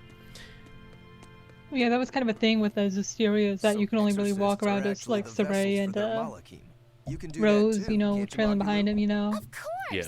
Because that's the thing with the other Tales games, you know, like you deck out your characters and all the little accessories, you know, you put them in the max outfit, you kind of run around as whoever you want. Then you wouldn't mind replacing Ellen. Yeah, it's the whole That fun. was just something missing in Zestiria, but Zestiria had that kind of, I guess, lore-related reason, you know, you can't really run around as the Seraphim because nobody can really see them. No, you can't. Still wouldn't work, kiddo. You know, You like saw it with your own Berseria, you eyes. know, kind Even of if only for an worked around instant, that by just kid being like, oh actually held his yeah, own you against know, the the power of Scarlet the Knight, you know, everybody can see the Not even a Seraphim, you know, it's kind of resplendent Malu can handle wild something of that times back in the good old days, let me tell you. After everything we've seen, it's obvious You did mention a bit about the camera that I did want to talk about a bit, Lauren, because like the thing that comes to mind with the camera of Zestiria as well, I did want to follow up on. When you play multiplayer in Zestiria, like I'm pretty sure you heard me say this, right, Peggy? Like you could like rotate the camera in multiplayer. I think I mentioned it earlier actually, or did I not say it? You mean in Zestiria? Yeah, Zestiria. Like you can rotate the camera. Did you know that, or did I mention that already? I didn't know that. No. Okay, I wanted to make sure because I didn't want to sound repetitive to you specifically, because basically when it comes to Zestiria, if you're playing multiplayer, you can rotate the camera, and I had no idea. A friend of mine told me about this recently, and I'm like, wow, I wish I had known about that sooner. Oh, really? Yeah. So I kind of want to revisit it one more time to see what I could work around with and meander with, because it'd be kind of cool to see if I could unlock that. I'm apparently just some option 2 somebody else mentioned, but I don't really believe them with that. I mean, Well, at least it's not as bad as a Symphonia GameCube To be honest, that's the biggest pain about like replaying Symphonia with friends is like there's no way to make the camera like unless you're like genius on player 1 targeting the farthest enemy. It's like it's so convoluted that like my best friend was like, yeah, I learned to play Tales blind. Yes. And I don't know literally why was like that. you would remember where his like, character was. The re-releases. They did fix it with the re-releases, you know. No. Oh, I tried. I mean, it's a little bit better. It's a little bit better. Yeah, it's a little bit better. Yeah, but it's a little bit better, but it's not like Tale of Abyss or like any 3D Tales that's respectable, right? It's just still pretty bad. Is it still bad in because I played PS2 version, I didn't have any problems with the multiplayer camera. Is it still bad in the definitive edition? It really depends like where PS2. The player 1 is targeting, right? If you're playing Lloyd as player 1 and you're targeting the enemy next to you, even though you select the whatever other option they have in the menu, it just doesn't fix it. Wait. Did you play multiplayer in Symphonia Chronicles, Peggy? Yeah, and I still had a problem. I played both PS2 and Chronicles. I want to say that like PS2 camera is similar to the PS3 one, so there are some moments where the camera can get a little bit zoomy, but it's not particularly as bad as it was in GameCube, but it's more the same as you've seen in PS2. Particularly what I do want to like talk about with regards to Symphonia, when I backed up my GameCube copy and I ran Dolphin, and there was like a mod that that is out there where you could have like a fixed multiplayer camera, and it was very liberating. Yeah, like you could play it with like a bit style basically. Like the camera is really zoomed out. Like I definitely recommend. Interesting, actually. Yeah, that's very nice.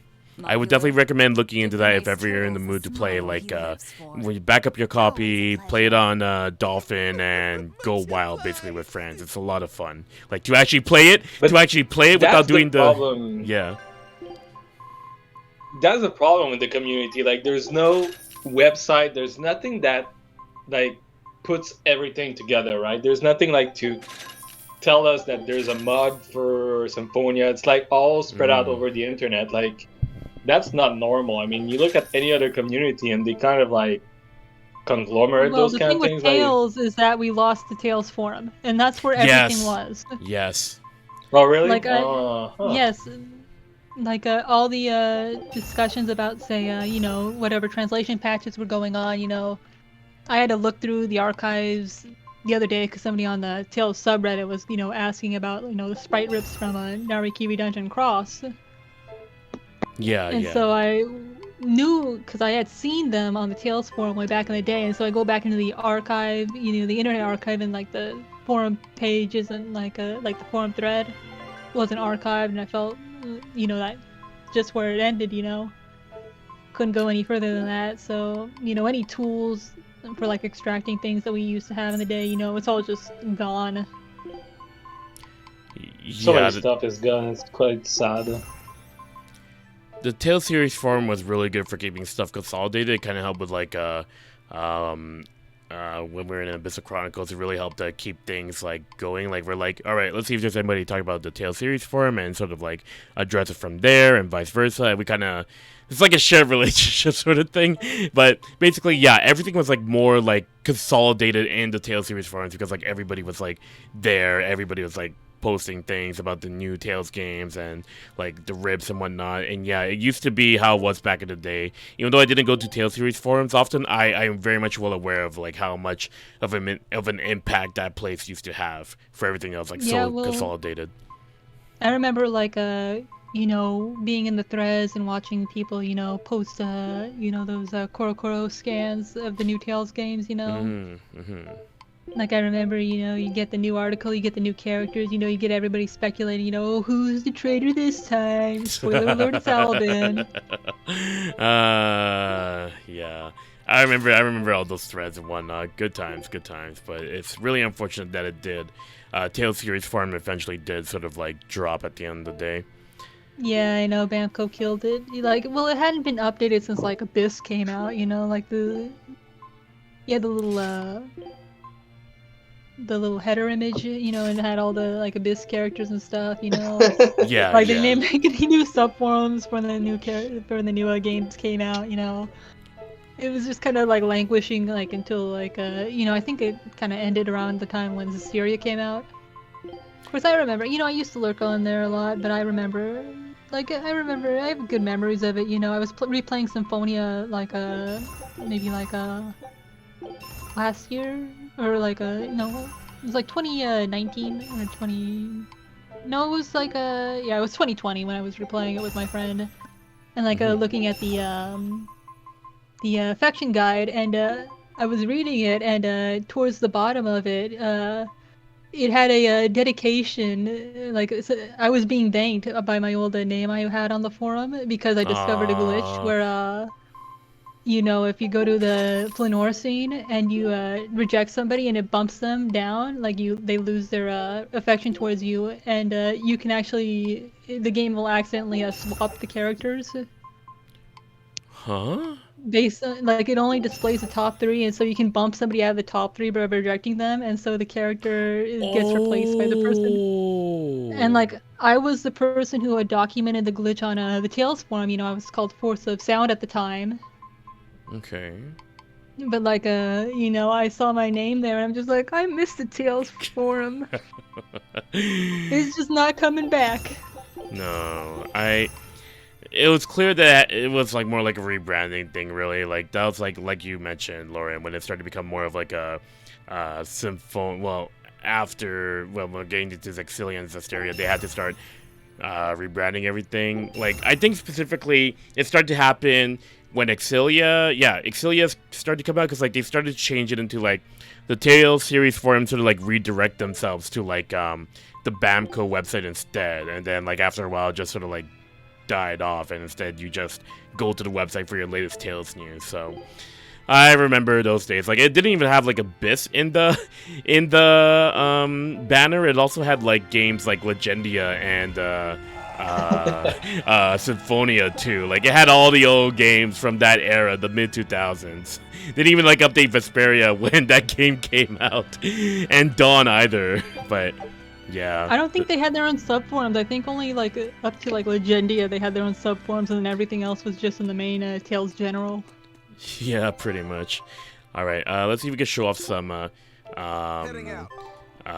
animations for breaking these walls. Let's go, Rokuro. Straight up kick. Doesn't even use his blade. Straight up kick. Let's see what Magulu does. She gives it a bit of a push. You know, I think Velvet's a little bit too extra. These walls might be weak enough in order to like push away, basically. My favorites are like the two that we don't have in the party right now.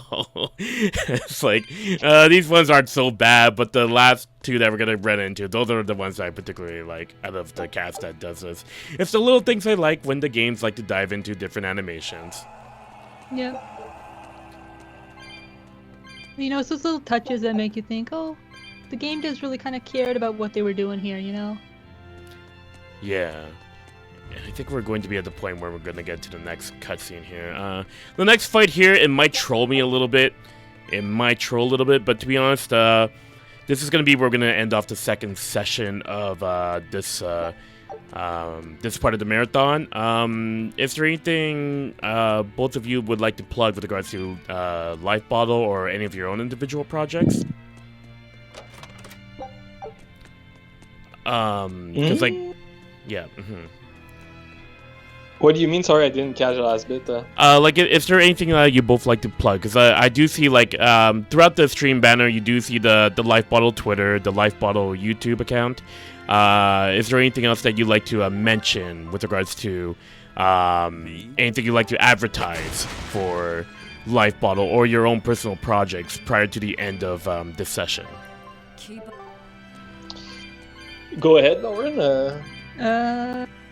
Get in the Discord, you know, tell us that where's the patchery, you know, just one thing I like about the open source nature of our projects is that we're able to be held accountable for our translations. You know, people are kind of invested in making sure that what we're putting out there is accurate and acceptable. So that's something I've always liked. So I always enjoy it when more people, you know, come into the servers, you know, and kind of just keep an eye on things.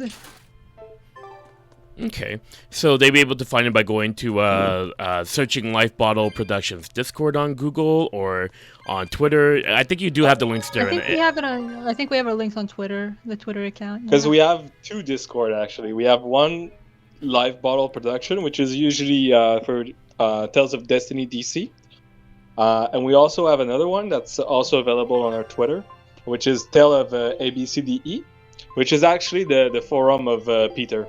Well, PNVND. Yeah. It's his own personal forum, and that's why there's like Tale of Innocence R, that is the current project of Life Bottle. But there's also other project of other people on there. Like there's the Tale of Destiny 2, which is a project by Peter that's presently, I think, on hiatus at the moment. There's also the Tale of Abyss HD patch that's on there. Yes. Tons of other stuff. All the other projects we're looking at the moment are over there. So usually that's the place, we call it the R&D of Life Bottle. It's where we kind of research other games, see if they're easy to do, see if they need a specific software or a specific programming to make them available. So depending on what you're looking for, if you want to look for Tale of Destiny, if you want to do the proofreading on there, then you can go on our Live Bottle Production Discord. If you're looking for Tale of Innocence, or if you're looking into contributing in other games or other project that you might have an idea or you might want to invest some time in it, then please go on Tale of ABCDE. Tale of ABCDE. There's a lot of different projects. You know, there's like, well, maybe we want to restore the skits in Tales of Eternia. Ooh. like for the undub, you know, but you'd have to like subtitle them or get the text back into the game. You know, there's like somebody who wants to, you know, reinsert the dialogue strings, you know, for undub Legendia, because with Legendia they removed all the files. You know, it's not like, you know, Symphonia or Abyss where they just kind of muted them. You know, they actually like yeeted them from the game. So okay. Yeah. Legendia would need a bit more help in order to, you know, restore text to the or restore voices to the character quests. But you know, if you have that sort of technical know-how or are interested in seeing it to completion, you know, we'd like to have somebody, you know, if you know somebody who can do that, just send them our way, you know, and we very much appreciate that sort of help. Yeah, Because, the like, whole the idea is like, you think you can help, or you might know something, or you might know people that can help. Like, send them our way. Like, Yeah, it's we not wouldn't this have sort gotten of as closed far group. in, It's really just like, we DC. want to get people together and have fun creating patches and mods. Like, we wouldn't have gone as far as we did in DC without somebody, you know, inviting somebody to help us with the ABCDE. Like, the ABCD is this ROM hacking program that lets you extract strings and then replace them and then update the pointers that direct to them. But, like, we had somebody named Rise come and help us with that, but he brought along a friend named Ethanol. And Ethanol is the greatest of all time. We love him very much. Oh yeah, he He became is the so main helpful, programmer. you know. You know, I've learned so much working with him. You know, he's a very sweet guy. You know, he knows a lot. He's really willing to share his knowledge with people. But, you know, we had this issue in Destiny DC where the game uses a custom bytecode for the scenario files. And so every string has a offset within the code block of the scenario file. But the thing with Destiny DC is that it only uses as many place values as it needs to get the string. And so this is an issue when you have that compact Japanese text and you're trying to translate into English. Because the English text is going to take up more space and there is no leeway with the pointers that you have. So we call that the 4096 curse because I know you can't kill me as long as in I'm this vessel. I'm just abiding by the hexadecimal, which is how computers, you know, computers are all binary, and hexadecimal is, you know, 2 to the 2, 4, 8, it's like 2 to the 4th power. So you run into an issue where you just could not store as much text as you needed in the game. Control your And feelings so to control the tide of Ethanol came in, we were like, we have this issue, we don't really know how to solve it, you know. And he came in, you know, we had this tool from the Temple of Tales team, you know, they're the Russian ROM hacking group. You know, they're very helpful, you know. A lot of the stuff we do at Life Bottle is also helpful for what they're doing with their projects.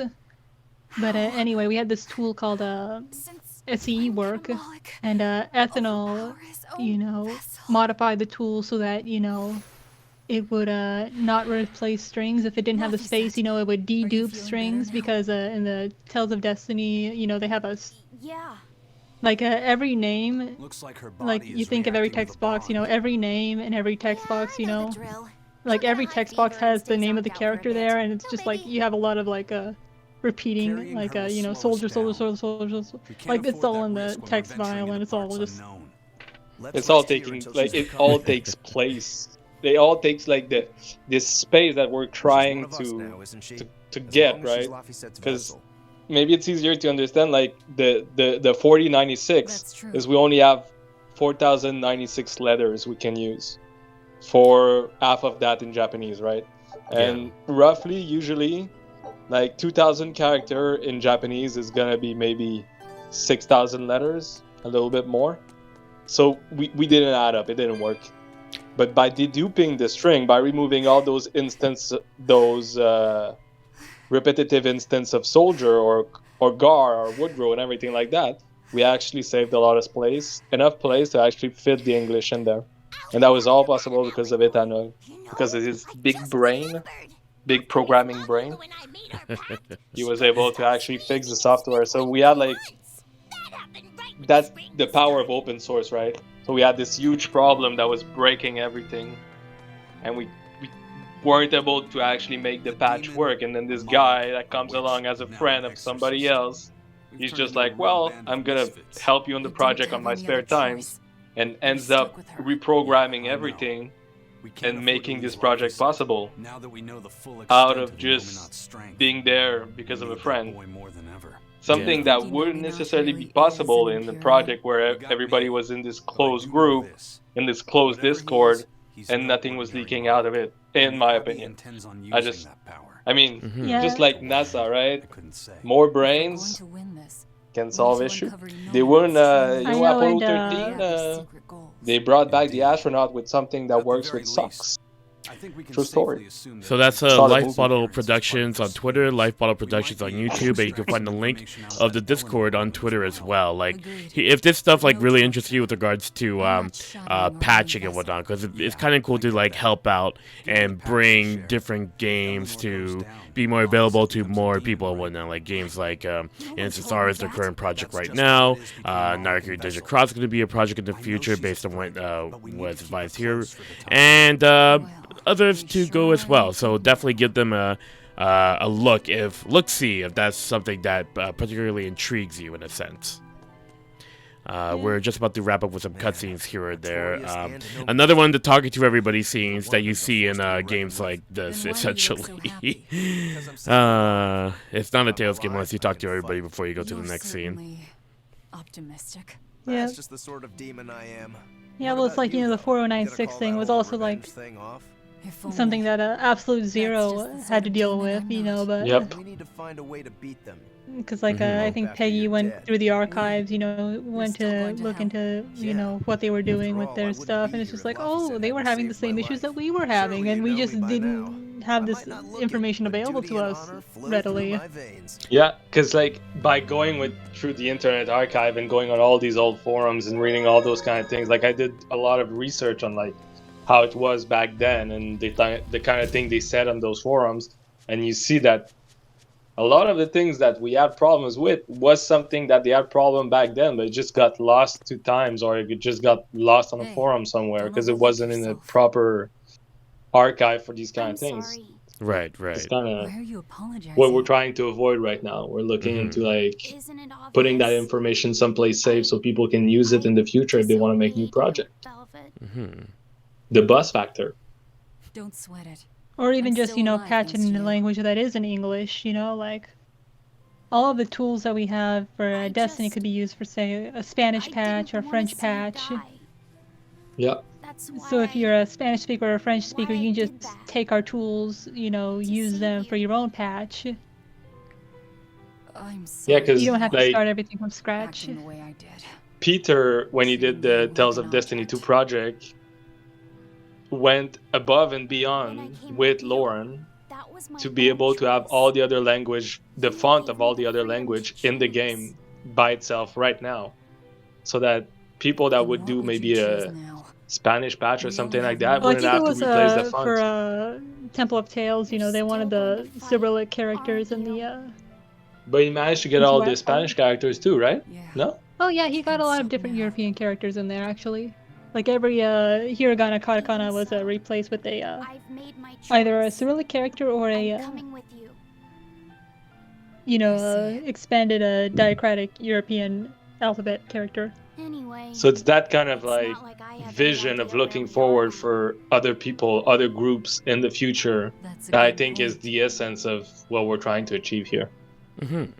Yes. So, yeah, once again, I think the Fader has been sort of showing the Discord link as well. So if you want to join the Discord link, I do have it, like, coming into Fader in and out. So it's definitely a good way to sort of, like, join and have, like, a bit of a community effort and whatnot. You didn't even leave a scratch. Thank you very much, Richard. You're very welcome. I'm glad I was able to give the time for you all to plug, because it does sound like that one particular thing we were talking about, like the getting the text to fit. It is a good idea to go with Woodrow instead of Carr when I think about when you guys were first talking about that. It certainly works. Well, actually, with the characters in the game, their name is actually a variable. And so the game has a little code that it uses to grab the character's name from. So technically you can name them whatever you want if you know where the name is stored, and then the game will display that. Oh yeah, we did have fun with that a little bit. Oh, I think I might have seen like a trailer or two that you guys have posted. Like, I think there was some playfulness for some of the screenshots. I definitely think I saw something like that. Well, Dimlos was called Daddy for a cutscene, which No, was Stan was called Daddy. Oh, And then yeah, Dimlos only was like, died firmly grasp me, Stan. Oh, is it that old SpongeBob thing? Is that old SpongeBob joke? I've got something that might help I with mean, the Nominat. You know, the first cutscene of the game. If you're kind of a middle schooler level humor, you know, it sounds a little off. You know, talking about grabbing swords and stuff. Oh, okay. I see. Yeah, that kind of humor. You see, when you have to deal with 265,000 string of text, sometimes you regress mentally to be able to cope. This is the result. I hear you. I understand. I understand. It is honestly, you guys do really do a good job though. Like, again, I can't wait to play through Tales of Destiny. I'm definitely gonna update the patch the moment I find the time to do so, basically. So, yeah, I will definitely be getting to that right away. And you're constantly updating over like multiple times, so it's always gonna get like the freshest material every single time. So it's good to know. It's good to know that y'all are on top of things. I think this might be it. Yeah, we're a little bit on the OT part there. So once again, thank you, Peggy. Thank you, Lauren, for taking the time for chilling for this part of the marathon here. We'll be going on a 30-minute break, and yeah, we'll see you guys in a bit. No problem. Right. Well, thank you for having us, Richard. Yep, you're very welcome.